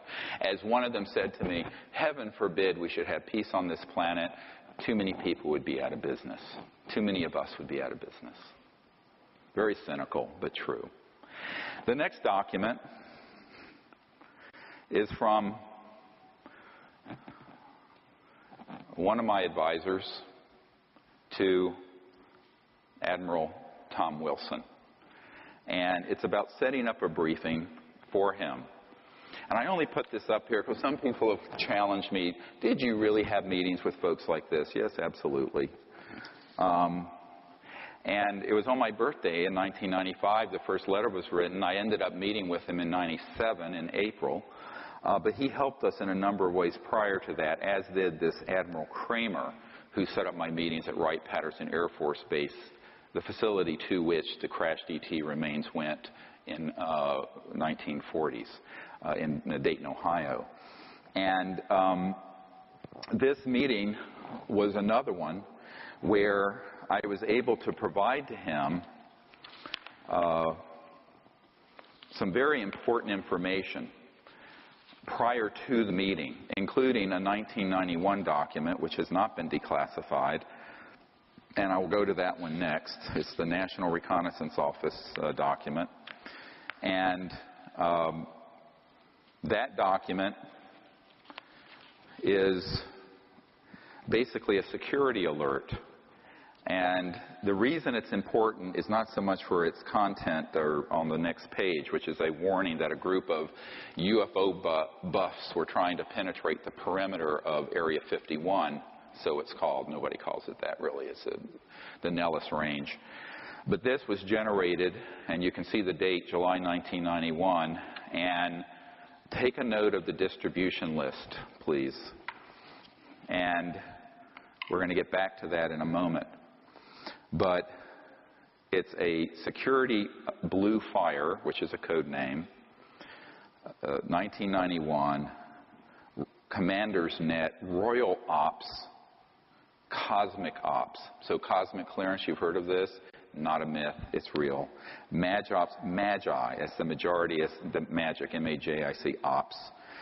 And it goes to a whole bunch of them, Nellis Division, all these code numbers, and you get down to some really interesting things. MOC is Military Operating Center, and MOA is a Military Operating Area. And SOG is a Special Operations Team. But you get into Red Flag, Dart East, Dart South, Pahut Mesa, Sally Corridor, Groom Lake, Dreamland, Blackjack Team. Blackjack Control is at the Edwards Complex in California. Roulette Team, Aquatech, Sea Spray, and others. Now, it's not clear to me who gave me this why they blacked out a couple of things. Maybe it was things that they were involved with personally and they didn't want to get fingered. But this secret document went to the Admiral prior to our meeting, and he actually recognized one of these entities. And he made an inquiry, and it was being run by a contractor. We're going to get to this next. And the contractor, one of these corporate contractors, when he called them up, he said, I'm Admiral Tom Wilson. At that time, he was head of intelligence for the Joint Chiefs of Staff. I want to be read into this project. Guess what happened? They said, sir, you don't have a need to know. Now, this is the guy who puts together the intelligence briefings for the Joint Chiefs of Staff of the United States. He was told, you don't have a need to know. And Admiral Wilson said, God damn it, if I don't have a need to know, who does? They said, sir, we cannot discuss this with you further. They hung up and blocked his line. Now, this all happened before the stand-up meeting I did where Edgar Mitchell, the sixth man to walk on the moon, and myself and my military advisor and a few other people met with the Admiral in a stand-up, what's called a stand-up briefing. I was doing the presenting. That was supposed to be 45 minutes. It went for 2 or 3 hours. He kept canceling appointments downstream. This was at the Pentagon. And so I said, well, you know, sir, don't feel bad. And he looked at me. He said, well, who else is in this situation where this group is blocking access, who are in the national security apparatus. I said, well, the president, the CIA director, etc. And I started naming them, and he was just, the fear in his eyes, the palpable fear and anger that something this important, that is real and legitimate, and he knew it was, could escape the oversight of folks who have the security of the United States in their hands. So basically, they're trying to navigate without IFR. They're trying to navigate without radar through the dangers of the world, because the most important technologies and the most important information and the most critical national security secrets are completely out of their scope, off their radar. And yet they're responsible for keeping America safe, and they're responsible for protecting us, and they're responsible for responding to threats. And so at the end of the meeting, I asked him, I said, well, Admiral, do you think you can help us? And he just sat back in his big chair. He sat back. He says, look, he says, what I've learned from this meeting is that there is an illegal operation that has hundreds of billions of dollars and over the years trillions, that has technologies that can do circles around my B-2 stealth bomber, which is the best thing I know about. How am I going to take them on? And I said, well, it can't be through a military engagement. It has to be through infiltration. It has to be through convincing them to come up. He says, I don't know how to do that. They won't give me access. And moreover, I can't take any action unless the president authorizes it. And at that time, the president was Bill Clinton. And I said, well, no, he won't do that. He says, why? He says, well, we briefed the president. And his best friend came to my home and said that if he did this, he would end up like Jack Kennedy. And I'm quoting. He says, well, there you are then. Point, set, match. And I said, well, you know, someone's got to do it. Invariably, these people say, well, you can do it. And I learned, if you look at, there's a movie my wife and I saw this past week called Bridge of Spies, and you realize there's this attorney named Donovan in it. It's a true story based on the Gary Powers U-2 shoot down. And he was sort of the expendable guy. I'm the expendable guy. I'm the guy that doesn't matter if they get killed. Because basically that's what Clinton's people told me. It doesn't matter if you get killed. We don't want the president to get killed. So, I mean, I know that's ugly, but it's the truth. So that's why I'm doing it. So this document, the reason it's so critical is that it actually has the action one. This is the first document on the top of the large briefing that President Obama got when he became president. And John Podesta, who was his guy who put together the Obama White House, was the man that we provided this for. Because Podesta has publicly come out, as you know, in favor of disclosure and ending secrecy. So basically it was from me to Podesta to Obama. And of course, I mean, I didn't expect Obama to be able to do anything about it, because having these project code numbers and being president doesn't give you access control. You know the difference between knowledge of something and access control.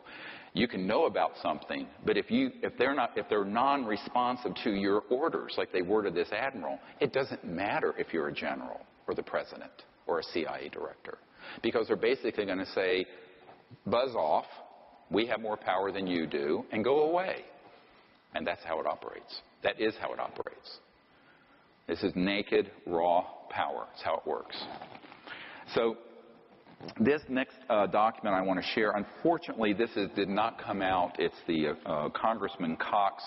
As you know, he was SEC head secretary for W. Bush. But back when he was a congressman from Orange County, a good friend of mine who knew him set up a briefing between me and the congressman at his offices in Orange County. And he was on several key committees, Armed Services Committee, et cetera, and so on. And he wanted to know about the UFO issue. And I said, okay, well, I'll come in and I'll brief you. And he said, well, this has never been brought up at a briefing. I said, no, you wouldn't be, because I briefed members personally of the Senate Intelligence Committee and Foreign Relations Committee and House Government and Oversight Chairman and everyone you can think of personally, face to face. And in every case, they have been completely without access. And when they make an inquiry, they're told no such project exists. It doesn't exist. It's unacknowledged. Unacknowledged. Doesn't exist. And he says, well, I would like to know. He says, where the heck are these things going on? And who are the corporate entities? And where are the bases? So that was the genesis of the famous Cox memo, which, you know, became kind of infamous because I wrote it to him, and I basically did a subject of a brief summary of the people who I briefed who don't know, and a course of action that he needs to take. Unfortunately, that document didn't come out. It got scrambled by the electronic gremlins in the computer, unless he's fixed it. No, he hasn't. So basically, I describe who is not able to do this, but where the places are. And that was the genesis of this, which is the facilities list. And I want to go through this very quickly of where the key facilities are. Now, keep in mind, these are all run by a hybridized entity. It's part government, unacknowledged special access project, compartmented, deep black, transnational security state, and 3/4 corporate. The action is in the corporate sector. But at each of these bases, there are contractors who run the operations. Do you understand how this works? In other words, the government doesn't do that much. The government does WFO, work for others. So they issue contracts. So you'll have Bechtel Corporation, or you'll have Lockheed Martin, or you'll have whatever. But the key facilities I want to go through, and there are others. This is a list that I updated it for the president in 2009. A very cheap one is Edwards Air Force Base, and there's a whole constellation there. Haystack Butte, China Lakes, George Air Force Base, the retired Norton Air Force Base, Tabletop Mountain Observatory, which is run ostensibly by NASA, and Blackjack Control. So I had a source at Blackjack Control associated with the Edwards-related facilities, but the Blackjack team you saw on that list was Nellis. So there's Blackjack Control and Blackjack Team. And then there are airspace facilities, and these are all DUMBs, Deep Underground Military Bases, or UGBs for short, underground bases. Northrop, the Anthill Tejon Ranch. McDonnell Douglas, the Llano Plant. Lockheed Martin, Hellendale. Then Phillips Labs, and the North Edwards facility. And I will add that since then, a newer facility called the Cube, which is up past Lancaster, Palmdale, up in the high desert outside of in the Edwards Range and classified airspace, is a Lockheed Martin Skunk Works facility where the state-of-the-art R&D is going on. Keep in mind that Lockheed and Northrop have multiple generations since 1954 of what you would call a UFO, man-made UFO, that are, as the head of the Lockheed Skunk Works said to several people on my team, including Jan Harzan, the new head of MUFON, the Mutual UFO Network. He's an IBM executive that's retired. I've been friends with him since the 20s. I mean, since the 90s. He is a man who is of great integrity, and he actually was at the meeting along with several other of my friends when Ben Rich, the head of the Lockheed Skunk Works, a super secret, sort of the U-2 spy plane in that movie came from, said, we can take E.T. home. We already have the technologies to take E.T. home, and ended his presentation with a slideshow of a black disc going out into space. Sounds fantastic? No, it's not. He's the head of the Lockheed Skunk Works. So we're flying around on jets, which are basically a vacuum tube that's pressurized with a bomb, a prepositioned bomb called explosive jet fuel A that you're flying on, thousands of gallons of, when we have had these things since the 50s. How ridiculous. We're sending our astronauts up on rockets that blow up and kill them like the shuttle astronauts when we've had these things since the 50s. This is criminal. It's outrageous. But that's the way it is. So this is how it's developed, and then I just wanted to let you know that this new facility, the Cube, I have an engineer that I've met with who works in that facility, and they work on not just the propulsion systems, but also the electronic warfare systems and the bio-nanotechnology, which we'll get to after our break. And those are the things that the UFO retail world of books and movies and conferences would call aliens. These are man-made. They have integrated circuits in their brains, and they walk around. They're little gray or reptilian or creepy-looking things. These are man-made, 100%. And I know the men working on that, but the Cube is associated. That's one facility associated with those. Another facility is Dulce, another one is Pine Gap. So the other, of course, you've all heard Nellis Complex. It's Area 51. More specifically, it's S4, S9, and S12. Those are compartmented areas. You have to have a password and biometrics to get into them.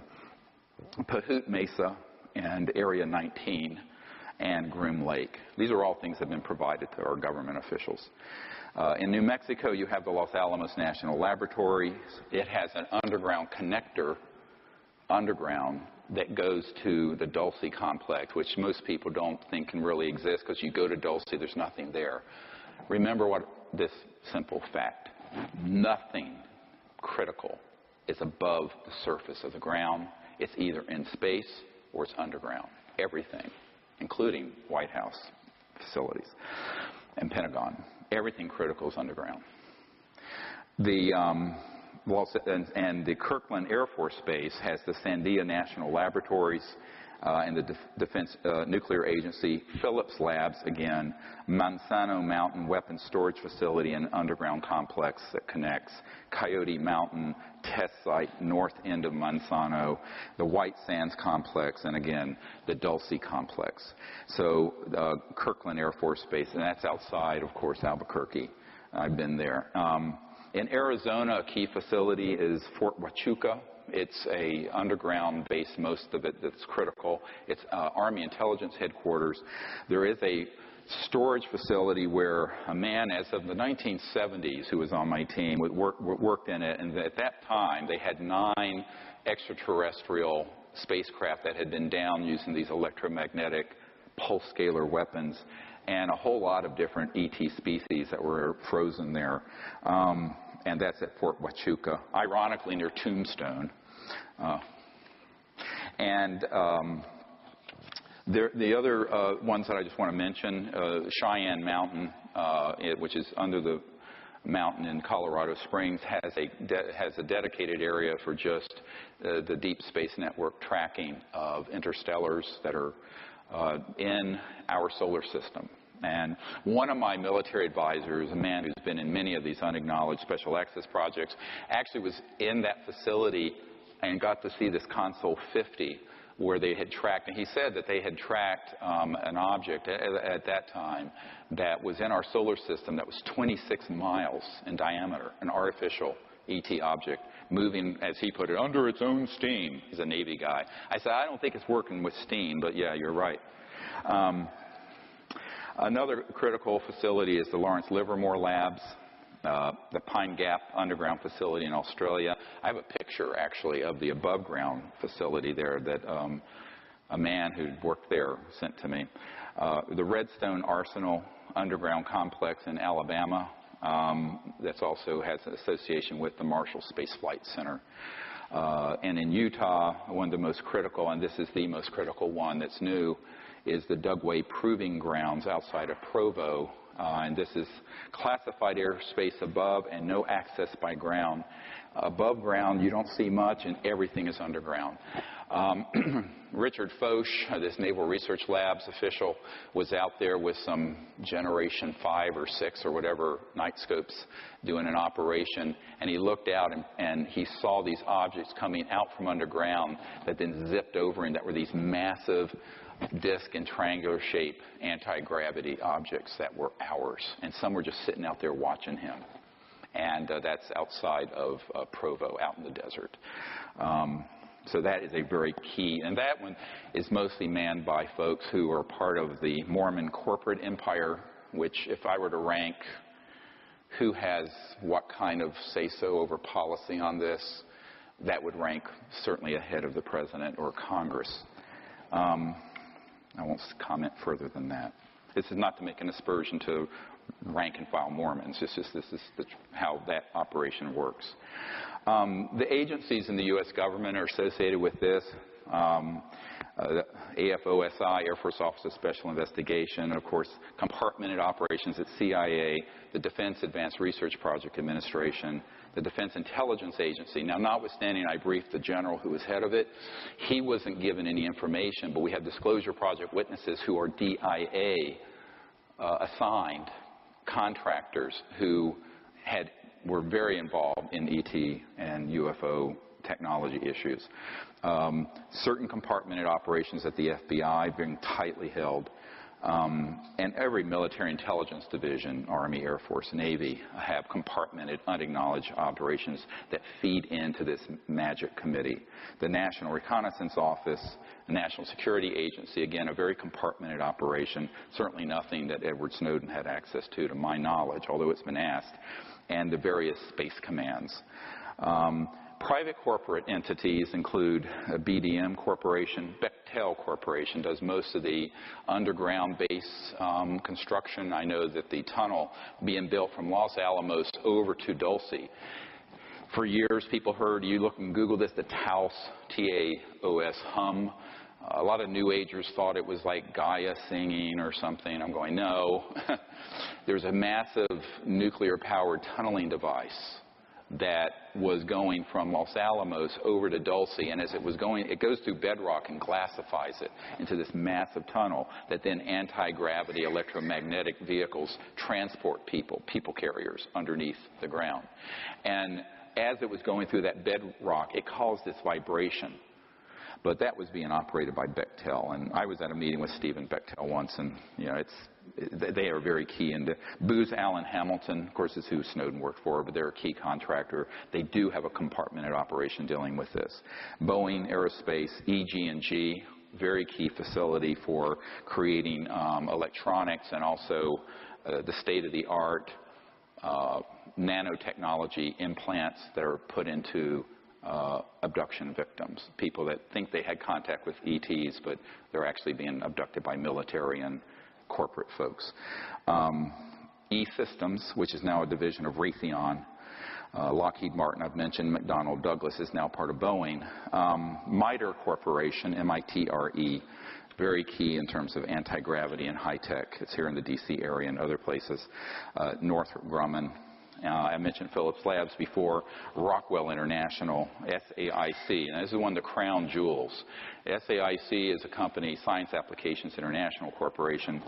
Admiral Bobby Ray Inman has for years been a member of this magic committee, along with Dick Cheney and Papa Bush. But the SAIC, he had been National Security Agency head. He moved from National Security head over to the board of SAIC. And in a little side story, interestingly, when I asked Senator Barry Goldwater, when I was at his home some years ago, and he'd run for president in '64, but he always had an interest in this, but had never been told anything.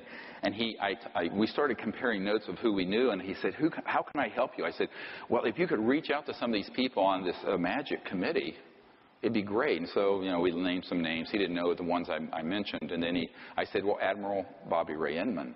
He says, oh, Bobby Ray, we've been friends for years. I said, well, get hold of him. Give him a jingle, would you? So he did. Biggest mistake of his life. He got hold of me. He says, I can't make any more phone calls like that for you. He tore me apart. He tore me a new one. But Admiral Inman, definitely a magic member, as are other chief people on the SAIC. But it's compartmentalized. So, most people work on conventional things there. TRW, Village Supercomputing, Wackenhut, security, does a lot of security for magic. And then there are others as well. Some of these are ones most people have never heard a lot of these corporations. They're huge, and they have enormous reach. And I think that what you have to understand is that it's certainly not limited to that list, but it feeds into a system. And most people don't even understand how it works. And I always tell people, go back and look at the interview of Denise McKenzie. Worked for SAIC. She got a job there as a sort of clerical administrative person. She was in an office. It's kind of like the mafia. You know how the mafia will have like a pizza parlor or some little shop, and they'll come in and, you know, that's the storefront, but it's actually laundering money and they're doing their drugs and pimps through the back door. That's how this works. So she was in this office at SAIC, and it was an office, it was, you know, running multi-million-dollar contracts for the U.S. government. And she said, what is this? There's nothing going on here. And she went to this file cabinet, and there were just all these dummied up reports that would go back to Capitol Hill to justify the money. And when she started asking about it, they said, don't ask about this. And what she basically was told, this office receives the money. We generate false reports back to the president and to Congress. That money then passes out of this office to a black project dealing with UFOs, electronics, anti-gravity, stuff like this. So when you get to some of the accounting, I met recently with one of the big four accounting firms. They said, yeah, this is exactly how it works. If you go to, they'll basically say, here's what we're doing, and if you try to penetrate further to actually get to a granular level of where the money is going, they'll say, well, you don't have a need to know. That's a top secret, special compartmented intelligence, and basically you have to take their word for it. So it all gets rubber stamped by the big four auditing firms. But it's very illegal. You'll remember in the film Sirius, Donald Rumsfeld, the day before 9/11, I'm not sure he knew he was being filmed, said $2.3 trillion unaccounted for. Recently I found out from a good source, it's $8.5 trillion now. So there's $8.5 trillion that have basically been embezzled, misappropriated, used without the knowledge of the Congress or the President. That's a lot of money, even for America. So that is exactly how it operates. But if you take that one little example from SAIC and multiply it through all these corporations and all these different government offices, that's how the funding mechanism works. Does that make sense to folks? So I hope that made sense to you guys. I'm going to say let's take about a 15-minute break to stretch and to have a bathroom break. And when we come back, I'm going to go back into deep knowledge of how the funding works and really what the agenda is behind the secrecy. Thank you very much. All right.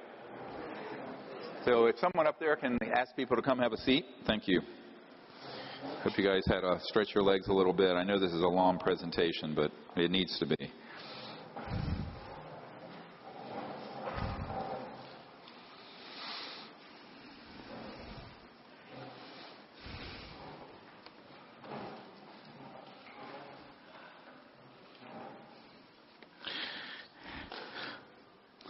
So thank you. I'm glad everyone made it back. So in the next hour and 45 minutes, I want to cover enough material so that you might have a few questions at the end. You probably have a few thousand questions already. One thing I want to go into just very quickly is the key role that control systems play within the media and the scientific community. Now, this sort of surprises a lot of people, and some people they're not surprised. First, let's deal with science. One thing you have to remember about science is that scientists are humans first and scientists second, right? All of us. And there are scientists who pose as objective scientific folks who are on the payroll of various agencies. For example, in this cache of documents I received, there's a very famous astronomer, astrophysicist at Harvard named Dr. Donald Menzel. And Menzel was the chief UFO debunker who went around telling people none of this existed in the 1960s and all through that era. And he was on many panels, and he was the person who would look at evidence and then say, not true, not true, not true. It turned out, I have a document from the CIA where it talks about their contract with Dr. Donald Menzel at Harvard.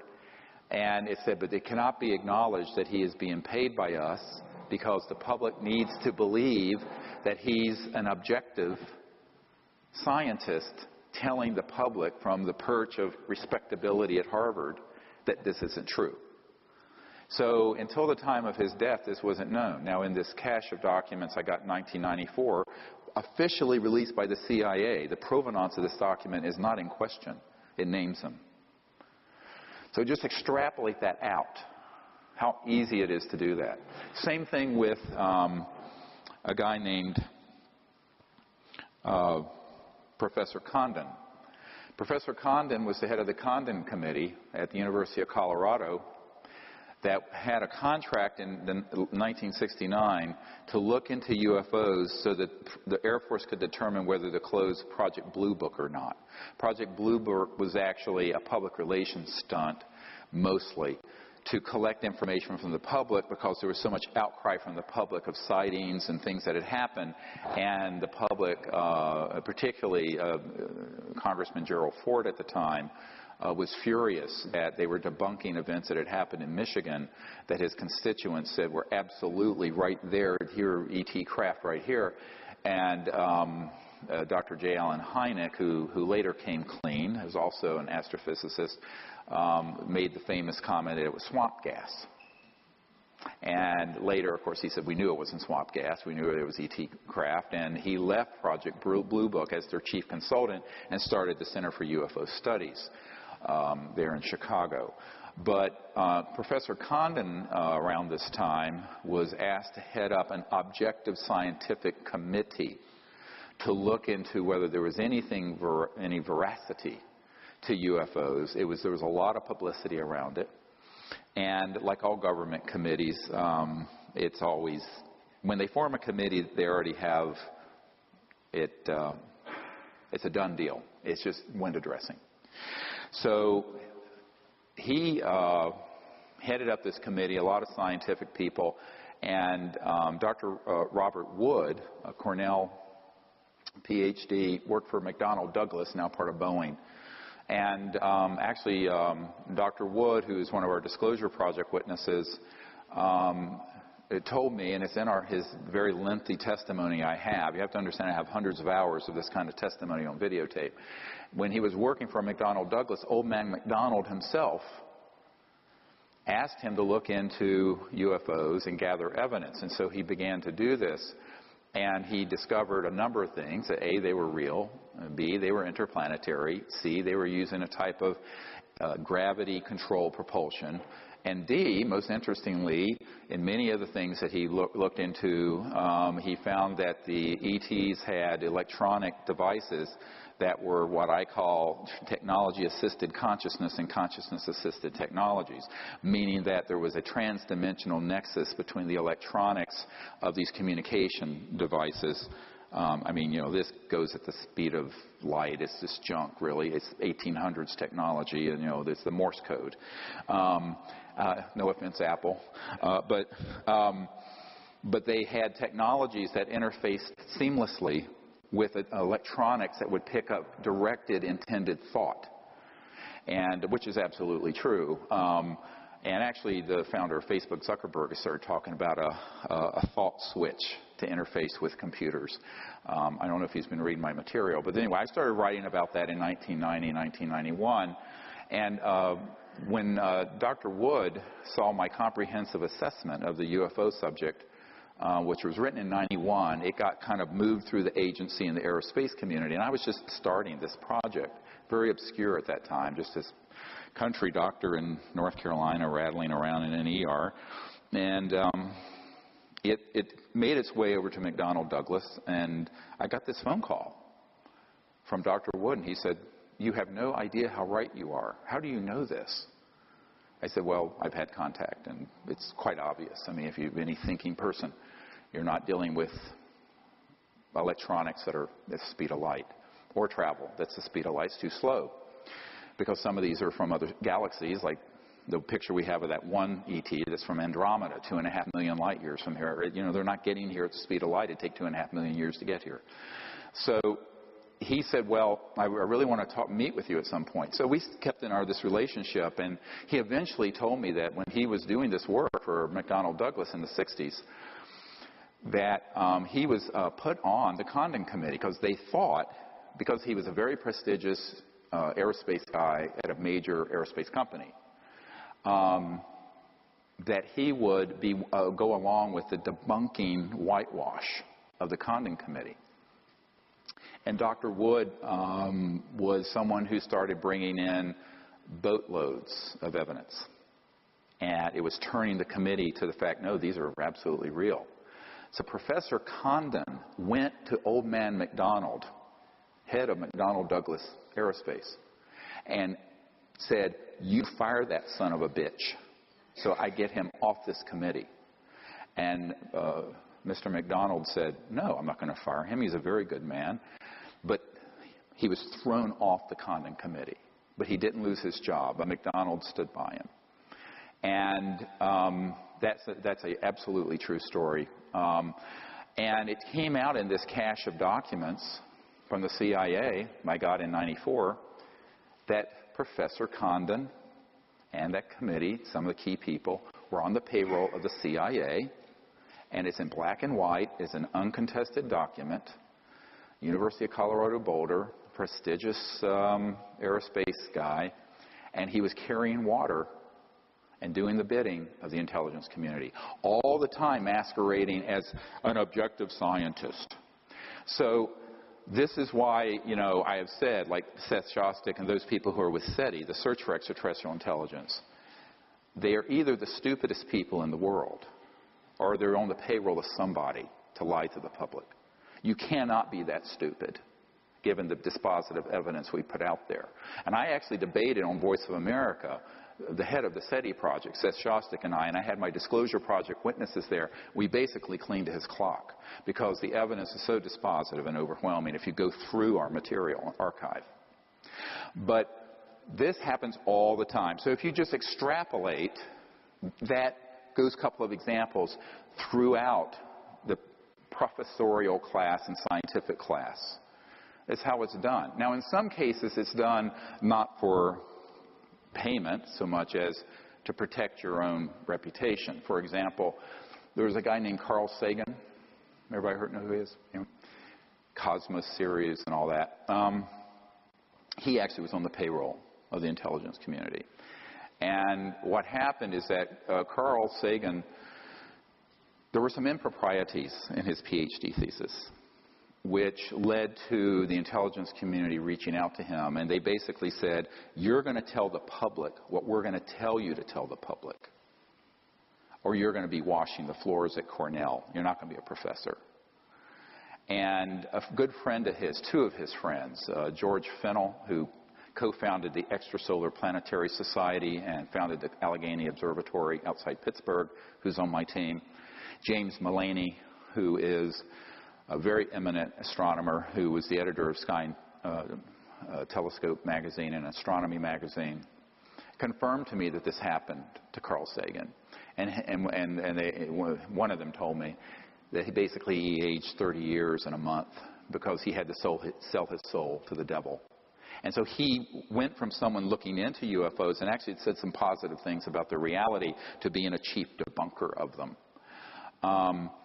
And that was a real tragedy because they had what's called opposition research, like a political party. They had dirt on him. And they used it to turn him. But to the public, he was this renowned, respected scientific figure. So just magnify that all through society. That's how it operates. And I know it's not a very pretty picture. It's a little cynical. It's not cynical. It's just a reality. People need to, childhood's end here today. Wake up. This is how the world actually works. It's bare knuckle time. And that's one of the big problems, is that the same thing happens in the media. Everyone thinks we have a free press. We don't have a free press. We have a free press about things like the stain on the blue dress or something like that. Or other, Kardashian's wardrobe. But on anything really critical like this, we do not have a free press. And I can give you many, many, many examples. I'll only give you a couple. And this involves both the mainstream news media and another one that involves Hollywood. Take this and extrapolate it. Ira Rosen won his Emmy working with Mike Wallace at ABC News. He then became the executive producer, ABC News New York, for Primetime Live in 2020. When we started moving forward with the Disclosure Project, he came out to my farm in Virginia and came out with a production team. I gave him 35 hours of top secret testimony and countless top secret documents. And he says, either this is the biggest hoax in the world or the biggest story in human history. And he says, I think it's the latter. I said, it is. He says, we're going to do a series of town hall meetings with your witnesses, and we're going to do a huge expose on this. I said, I don't think ABC will let you. And he said, I'm the executive producer, and I have the final decision over this. I said, Ira, I don't think they'll let you, but I'll cooperate here. You know, here's 20 years of research and all this effort. You can have it on a silver platter. No payment. I'm not a consultant. I give everything away for free. So he goes back to New York. He takes me up there. You know, there's Diane Sawyer and all these guys. Well, you know what's interesting? And I said, well, if you can make this happen, it's awesome. So a couple weeks later, he calls me up rather sheepishly. And he says, Dr. Greer, they're not going to let me do this story. And I said, well, Ira, I thought you said you had total control over programming for Primetime Live. He says, Dr. Greer, not for this. And I said, well, who are they? He says, Dr. Greer, you know who they are. And that was the end of it. And we've stayed in touch. He's now back with 60 Minutes. But that was one of the reasons why many of you may have remembered that Mike Wallace went on Larry King Live and had a deep depressive breakdown. And he talked about, he kept saying, I was a fraud, I'm a fraud. And part of it is that a guy named Schwartz, who was on the board of Time Life, and I met. And he was very good friends with Mike Wallace. And Mike Wallace had gotten a hold of a cache of these documents. And I was in New York at a party. And Bob Schwartz said to me, he says, look, he said, the media has become the scribe taking dictation from the right hand of the king. And particularly on something like this. And so Mike Wallace, who was this esteemed investigative reporter, couldn't touch the biggest investigative reporting story in history. And he felt like a total fraud and went into a deep depression over it. If you take Hollywood, the same thing happens. The only movies you really see that come out anymore, now Close Encounters of the Third Kind by Spielberg was a docudrama. He was given access to some of the secret files at Wright-Patterson Air Force Base. That's true. If you haven't seen that movie, go see it. It's classic. But in modern times, that was in the 70s, I think, it just isn't possible. The studios are completely mobbed up with people, just like these scientists who actually are on the payroll, with people that respond to the intelligence community. So Arnold Kopelson was a huge producer, had multi-billion-dollar in gross sales for his movies, flew me out to L.A. He wanted to do an enormous expose, true life story, be like Argo, but based on my work and what I've done. It'd be a thriller with, you have murder, you have mayhem, you have intrigue, you have ET contact, you have the whole thing. He loved it. And he was there, and I was at 20th Century Fox, and he had a $60 million discretionary budget to do any movie he wanted, pre-approved, because he was a big name. And I said, well, Arnold, I don't think they're going to let you do this one. He says, oh, yes, I'm Arnold Kopelson, and I've done this. And he took me to his vanity wall of all his awards. I said, great, wonderful, give me a call. So he sends one of his chief assistants here to D.C. when we're doing the private closed briefings for members of Congress in April of 1997. And she goes back, and he goes below. He said, this is the most incredible bunch of information, because we filmed all that. And so I let him have that closed briefing film. He says, this is going to be the biggest movie. It'll be bigger than E.T. or Close Encounters or any of them. And certainly it'll be bigger than something like Avatar. I said, well, good, do it. So, but I don't know if they'll let you. He says, why do you say that? I said, well, let's see. Let's put it in, start it down the path and let's see what happens. A few weeks later, I get a call from Arnold Kopelson. He says, Dr. Greer, they won't let me do this movie. I said, oh, Arnold, I thought you had the $60 million already in the bank ready to roll. He says, not for this. Fox has killed it. Put it in turnaround faster than 10 light years of light speed. So it went into turnaround and got killed. And turnaround means when you take a film and basically kill it. So that's what happened. And it's happened. I give you this if I'd be here until tomorrow morning giving you examples I've had with the media, the mainstream media, where this has happened over and over and over again. So one of the problems is the big media do not allow certain things to be exposed. And we have been brainwashed to think that we're the land of the free and have a free press and a free market, etc. But we do only within a certain confine. But ironically, that confine is a prison. Because how do you have a free market if the most important technologies and information of the last 100 years is sequestered and can't be used? I mean, that's not a free market. That's a managed market and controlled, and it is. Same thing with the media. So that's really how that works, and you need to understand that's a very important component of how magic infiltrates and operates. And keep that in mind whenever you start seeing a major media report. And now with the Internet, we can put something out and it can reach.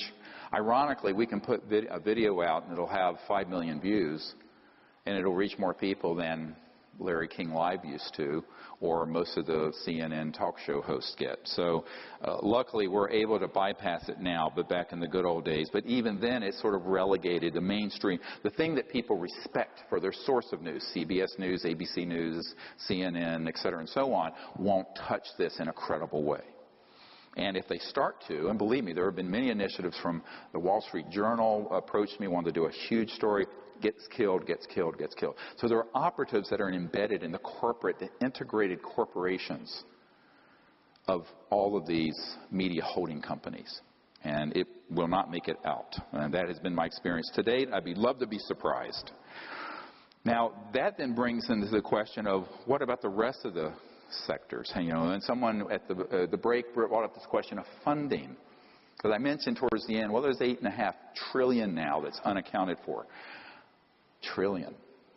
Not billion, trillion. A trillion is 1,000 billion. So in other words, it's a lot of money. And unfortunately, it isn't as obvious as it seems. And this is where, take the children out of the room. Here's how this actually works. So you have, I mentioned, the sort of storefront with the military-industrial unacknowledged special access projects. And that's, you can kind of steal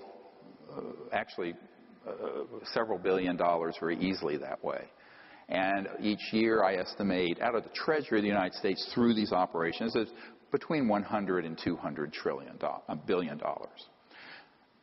Not, a huge amount, but if you look at the military, intelligence, Homeland Security, FBI, and there are other people. There was a undersecretary for HUD for Bush, George H.W. Bush, who discovered that HUD money, Housing and Urban Development money, was being siphoned off into these black projects. And she started to blow the whistle on it. She got fired. So one of the things you have to begin to get your mind around is how the unacknowledged special access projects can penetrate not just the intelligence and military, but other agencies, and then siphon off funds. And you get a trickle here and a trickle, and it becomes this huge river. Now, there's another second and very important way that funding happens, and that is through monetizing products. Now, what do I mean by that? Let's say that you're Bell Labs back in the old days, or some of these other large corporations, and you're studying under U.S. funding contracts in these unacknowledged projects a technology. And you figure out, oh, this is really what you can do with an integrated circuit. and miniaturize it. Or this is what you can, these things we collected off the desert floor in 47 were these little fibrous things that you put a light at one end, boom, it's perfectly transmitted to the other. Fiber optics.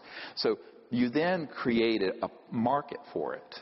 And you allow some of this out, but there's a huge amount of money made on productizing fiber optics, integrated circuits, miniaturization, microprocessors, things of this sort.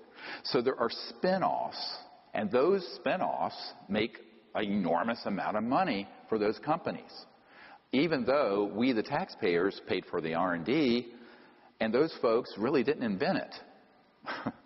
But they benefit from it, from the corporate level.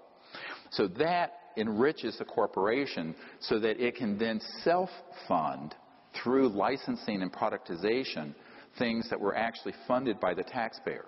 Now, Big Pharma, the pharmaceutical industry, does this all the time. They take stuff that's being funded at NIH or through university grants. The breakthroughs happen in basic science. They then take it one step further, patent it, license it, and next thing you know, a course of chemotherapy costs you $250,000. That's how it works, like rituximab. So, but that's been done with these high-tech programs since the 40s and 50s. So that's a huge source. So then they have their own funding. But now you can see how they can lift off the reservation away from government even more because they're more independent, corporate. Then there's the banking sector, and this is the big one. You know, the Federal Reserve Board basically just invents money out of thin air. When we had the financial crisis a few years ago, in the mainstream Wall Street Journal, you know, it was admitted they basically injected $17 trillion into the banking sector. Trillion. TARP was a small part of this. 800 billion, not much. This is 17 trillion. They basically at no interest gave $17 trillion to the gangbanksters, I call them. They are gangbanksters. And those guys who have integrated, if you look at the corporate nexus between the banking and financial sector and these large corporations and these government agencies, there is a nexus that gets woven. And the real power is really in the financial, macroeconomic level. And they basically can fund whatever and whoever they want and can move money around virtually with impunity. They're too big to fail. At this point, there's a joke that if you think they're being regulated, this is a joke. So the gangbanksters have learned how to use that system. And they have investments and interest and startups, you know, whether it's the Blackstone Group or the Carlyle Group and this, you know, private banking at J.P. Morgan Chase and with this and that and the other thing. And so there's this whole labyrinthine system that involves the banking sector. And then there are covert parts of the banking sector.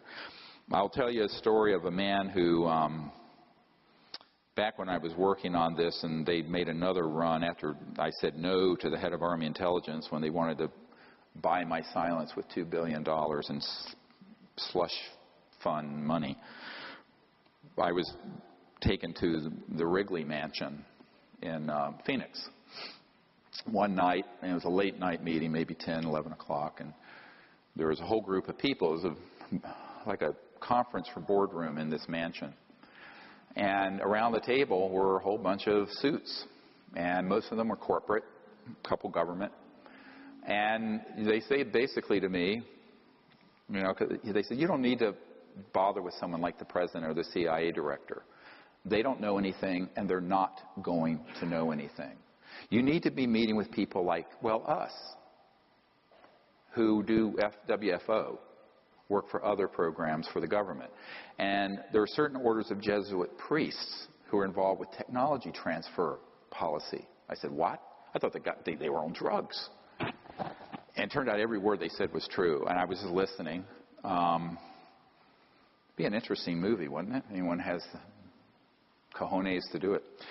Then they started, this one guy pulled me aside. And he said, you know, we've checked you out. You're a doctor. You have good credit, good income. Take out as many platinum cards as you want. Give them to me. we will then zero out the account balances every month. So you can spend several $1 million a month, and we'll just zero it out. Now, you put me under sodium penalty. This actually happened. And I said, well, then you would own me, wouldn't you, Jim? He says, oh, don't look at it that way. We're here trying to help you. I said, no, you would own me.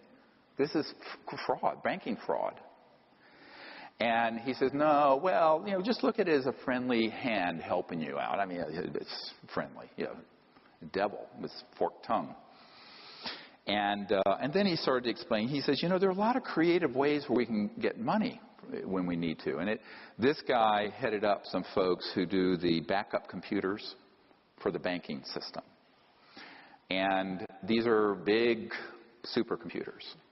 And basically, when you have trillions of dollars daily going back and forth in currency exchange and transactions, there's an odd amount left over that's less than a penny or less than a euro or less than a yen.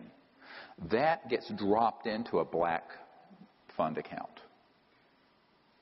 And it's a lot of money. It adds up on a daily. If you take 365 days in a year, you've got a lot of money from that. It becomes billions, tens of billions. So you have the black budget, unacknowledged projects. You have the corruption and fraud within the government system. You have the productization, monetization of things that we're paying for the study that they then monetize, like integrated circuits and cell phones and fiber optics. Then you have the banking corruption. And then you have the pièce de résistance. And the one that is the most disturbing, and that's drug trade. So the worldwide drug trade is cash and carry, bigger than oil. And when I first heard this from an attorney who was representing a man's family whose husband, a Marine colonel, was murdered because he saw them offloading drugs at a military base in California, I thought this was a bridge too far. I did not actually believe it. And this attorney, a very, very credible guy, Harvard Law, was representing the family to get them to exhume the body because the death was deemed a suicide. And the family knew the man had been murdered because of what he saw, because he had told one family member what he saw. And he was at the wrong place at the wrong time in a restricted landing area, in a restricted facility, where one of our aircraft was offloading a large amount of drugs that would then be sent out through various drug cartels and whatnot. And they killed him because of what he saw. Made it look like a suicide. And I filed that away as data point 1. Then I had another data point come in of a woman who owned a 5,000-acre sheep ranch in South Dakota, of all places. But adjacent to it was what had been a chemical weapons storage area and an underground facility. And she had enough resources that she had her own people go out with night scopes and found that there were ARVs, so-called alien reproduction, these man-made anti-gravity things going in and out of this facility, wee hours of the morning. And then she got someone close enough who saw that they were offloading huge amounts of chemical weapons, armaments, and drugs. So arms shipping as well as drug shipping. She contacted Senator Daschle, the senior senator of South Dakota, who started digging into it. He got threatened personally. I have a whole dossier file on this in my vault. And he backed off of it. He ran from it light year. He had the speed of light to get away from it because they made it very clear, stay away from this. Senator Daschle, he said, I can't help you anymore. So she reached out to me saying, can you help me? Because part of what was happening is that some of these chemical weapons that were stored there were leaking into not only the groundwater, and where her sheep, and a lot of them were dying. And it was like these containers that were corroding. It was like a Superfund site, but classified. It was a disaster. And that's why she was so concerned. She had 5,000 acres. And I said, look, I'll make some calls and see what I can do, but I've got a heavy lift here I'm doing on my own besides your sheep. But this is a very real case. Then on the day after I met with and briefed the head of intelligence for the Joint Chiefs of Staff, I got a cryptic invitation from two men. My wife and I call them Mr. Allen 1 and Mr. Allen 2. So not their name. It was our code name. I don't want to talk about who they actually are until they're deceased. I can confirm they're deceased. And they invited me over to this condo in Crystal City near National Airport, which turned out was the home of a former congressman who was sort of a consigliere and sort of advisor to George H.W. Bush. And in the room with him was a burly man who was a Science Applications International Corporation executive who was living virtually in retirement exile in France, who had come in for the meeting. And it was shocking what I learned, but not so shocking given what I've just told you. But they said, "Do you understand how dangerous this group is?" I said, "Yes, I do," personally. And they said, "But do you understand what they're really doing? They're destroying our world. They're destroying our planet. They're destroying our country. And these are the ones that have gotten off the reservation even from George H.W. Bush and have escaped control. Gangland style." I said, "Yeah, I know that there are special compartmented operations that are unacknowledged that aren't even under the control of MAGIC anymore, MAJIC. They said, "Yes, there's a big one, and it deals with drugs." He says there is an army of 8,000 men that are special operations folks. And they said that they move drugs all over the world and the country.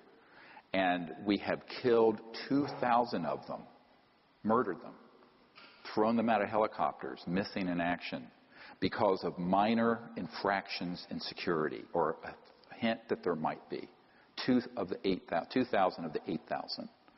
And they began to describe this program in detail, and I listened. And they said, so this is part of the problem you're dealing with. And by the way, to connect the dots, this is why we don't have legalization or decriminalization of drugs, which every health policy person knows. You can buy anything on the streets of any little town in America. It needs to be, it needs to be something where there's treatment, education, what have you. But if it was made legal, you would take away an enormous part of the funding for this criminal cartel. And it is the biggest criminal enterprise in the world. So one of my attorneys said, what you're really describing is a transnational RICO, racketeering, influence, corrupt organization. I said, yes, of course. He says, well, civilians can mount outside of the government a proceeding against using the RICO statutes, basically, which was set up for the mafia. I said, yeah, if you know an attorney that has the courage to do it, let me know. And this gets into something else that could be done. And with the information that we have and the people that could be asked about. And that is a major investigation with a Whistleblower Act result. What do I mean by that? The Federal Whistleblower Act allows for someone to blow the whistle on illegal and corrupt activity. And what is recovered or exposed through that whistleblower, the whistleblower gets a percentage of. In this case, we'd be talking about billions of dollars. So if there's a legal team that wants to head this up, and some more whistleblowers that we can put together, that's how you could fund the Energy Lab. But it would be a very big lawsuit and project. It can be done if there's anyone who has the wherewithal to do it. I've mentioned this to a few attorneys, and then when they find out who you're really taking on, they go, no thanks, no thanks, no thanks. So it's all about courage. You have the courage to take on this sort of Fourth Reich that's really running these projects, this neo-fascist transnational security state. But that is another big part of the funding mechanism. And there are others, but these are the big pillars of how you get funding for an unacknowledged special access project. It isn't nice and it isn't pretty, and then it ends up doing things that are completely out of the control. If we go to the next document from Prince Hans Adam von Liechtenstein, This is going to get heavier and darker for a little bit until it gets better. Just bear with me. And, you know, I don't know if you know who this is. Liechtenstein is a big banking empire. And kind of they funded a lot of Adolf Hitler's work. And the crown prince is their king. So this is a man that I've met with and known for a number of years. I think this is dated 1994. And Hans Adam von Liechtenstein, the first time I called, I was asked to call the castle. His butler or someone picked up, and then he was immediately put on, and we talked, and he says, well, I don't want to talk on the phone too much, but we should meet. And these letters, this and you can go to the next one also. It was maybe a month later or something. It was from the castle, Vaduz, and this is the actual letters.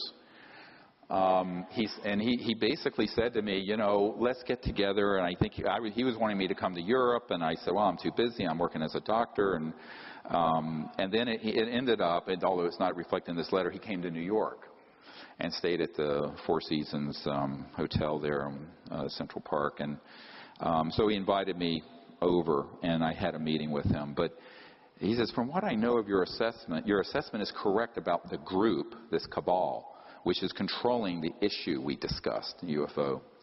I suspect they have very good reasons not to inform the public, and therefore I am highly skeptical about your chances of success. But he still wanted to meet. So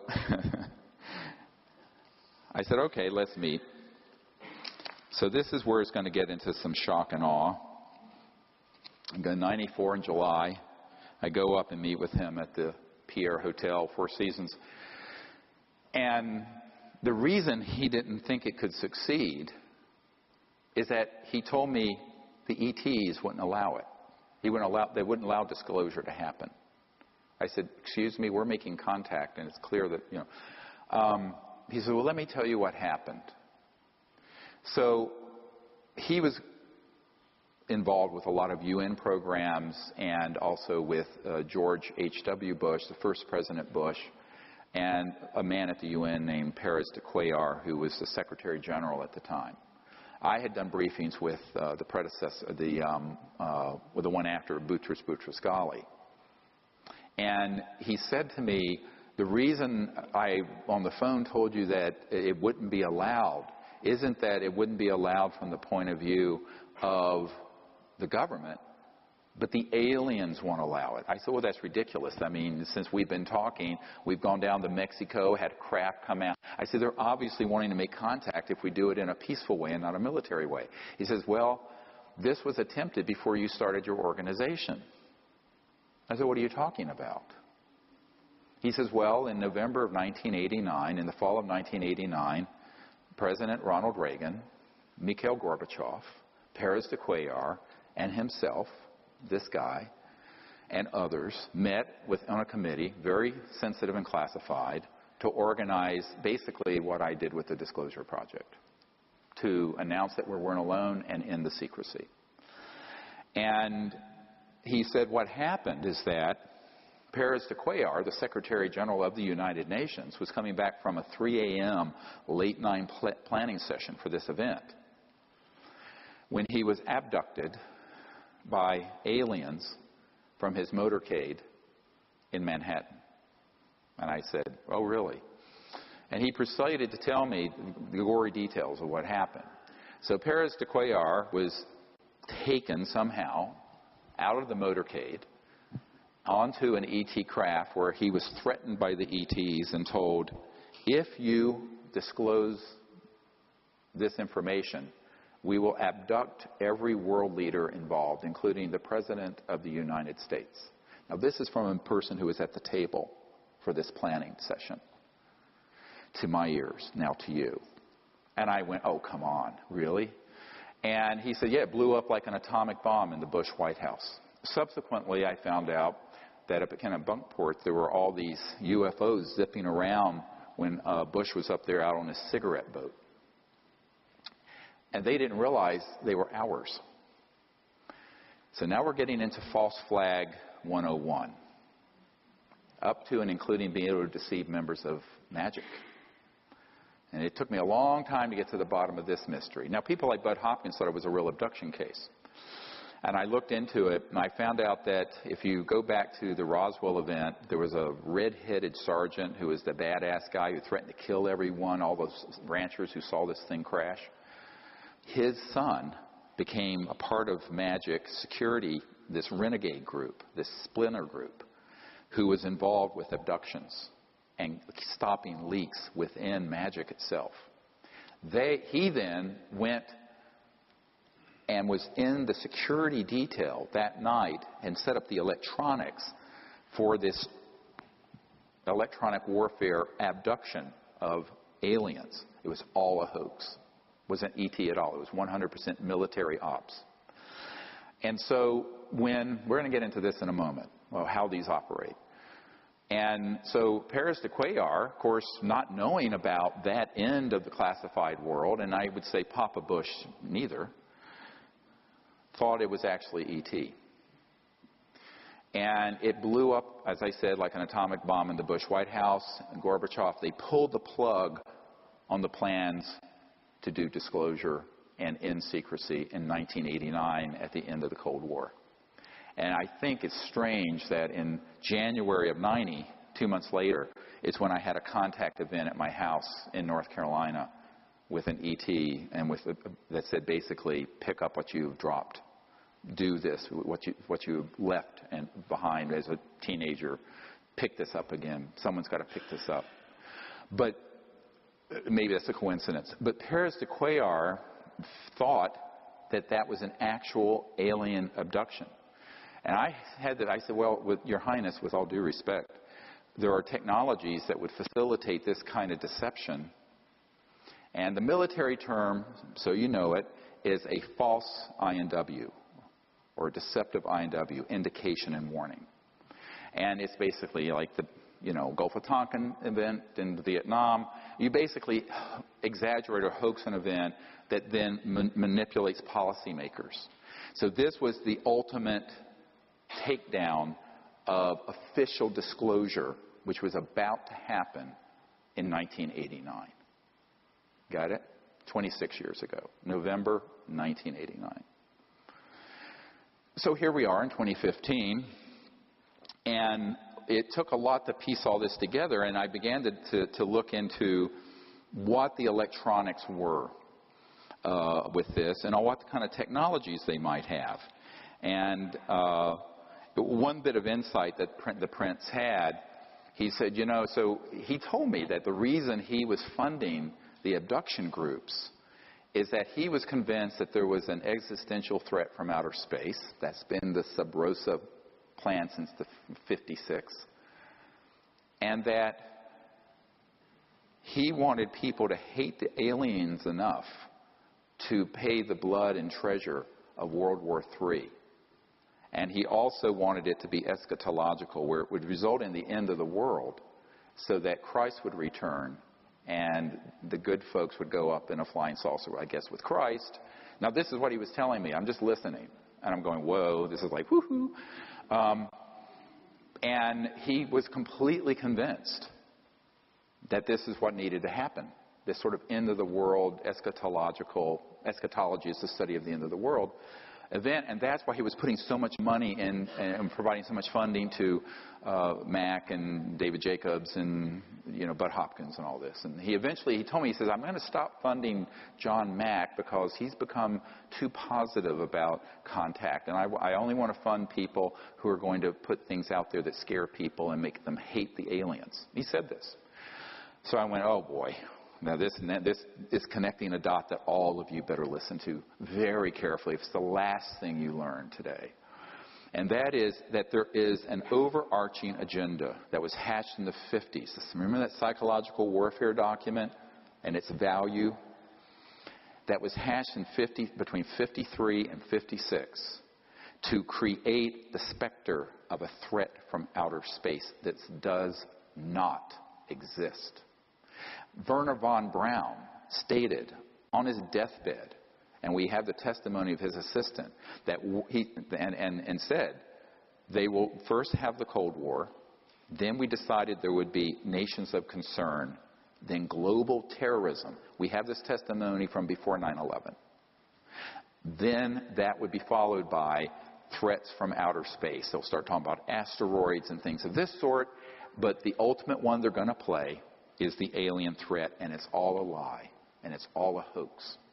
But in order for the lie to work, they have had to create a body of disinformation, false information, and frightening scenarios, and actual events that would be convincing to our policymakers like Reagan, convincing to the average person, and to the UFO public that consumes videos, entertainment consoles, movies, etc. And that has been the 50 to 60 year plan.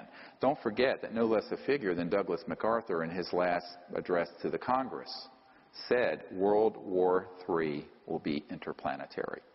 So they have been wanting to provoke an interplanetary conflict for as long as I've been alive, and I'm no spring chicken.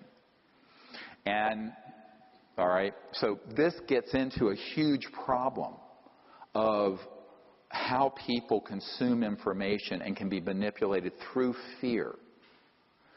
Because if you look at the roots of human warfare, the early days, and even today, it's people abducting a tribe's women, raping them, abusing them sexually, etc., and so on.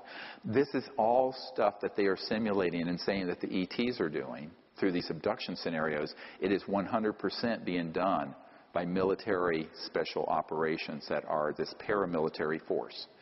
And this is the deep end of the pond. Now, when I discovered this back in 1994, now this is 21 years on, I was told by someone in the intelligence community, don't talk about that, because that's what's really dangerous for you. And it's also what will discredit you, and it will also cause them to hate you the most, because you're defanging their whole war plan. The next big war is not terrorism. It's interstellar. And if you expose that it's a hoax, it takes all the steam out of their plan. I said, yes, but if we don't, we're cooked, because there's no way you can have war that's interstellar and survive it. It'd be worse than mutual assured destruction, because the technologies are 1,000 times worse than a hydrogen bomb.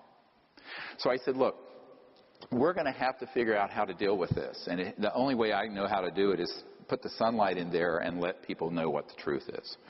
So a man came along. If we go to the next slide. And you probably have seen this. It's up on our website. When we first put it up, it had over 600,000 views. The next day, the intelligence community went in and said there were 6,000 views. By the way, if you believe the metrics on Google and YouTube, I have a bridge to sell you. It's all can be manipulated because it moves you down the search engines. So when this hit, within a couple of days, had 600,000 views. This man, William Pollock, his name is pronounced Powlick, was a man, very good man, who gave me an interview only to be released posthumously after he died. And not long, a few years ago, I got a letter from his wife, significant other, I guess, they weren't technically married, with a death certificate and a letter giving me permission. And he had passed away. And I have a lot of these, and I honor my word about keeping a confidence. So what happened is that he gave me this interview, and in it, he talks about the development of RF radio frequency chip implants back in the 70s and 80s.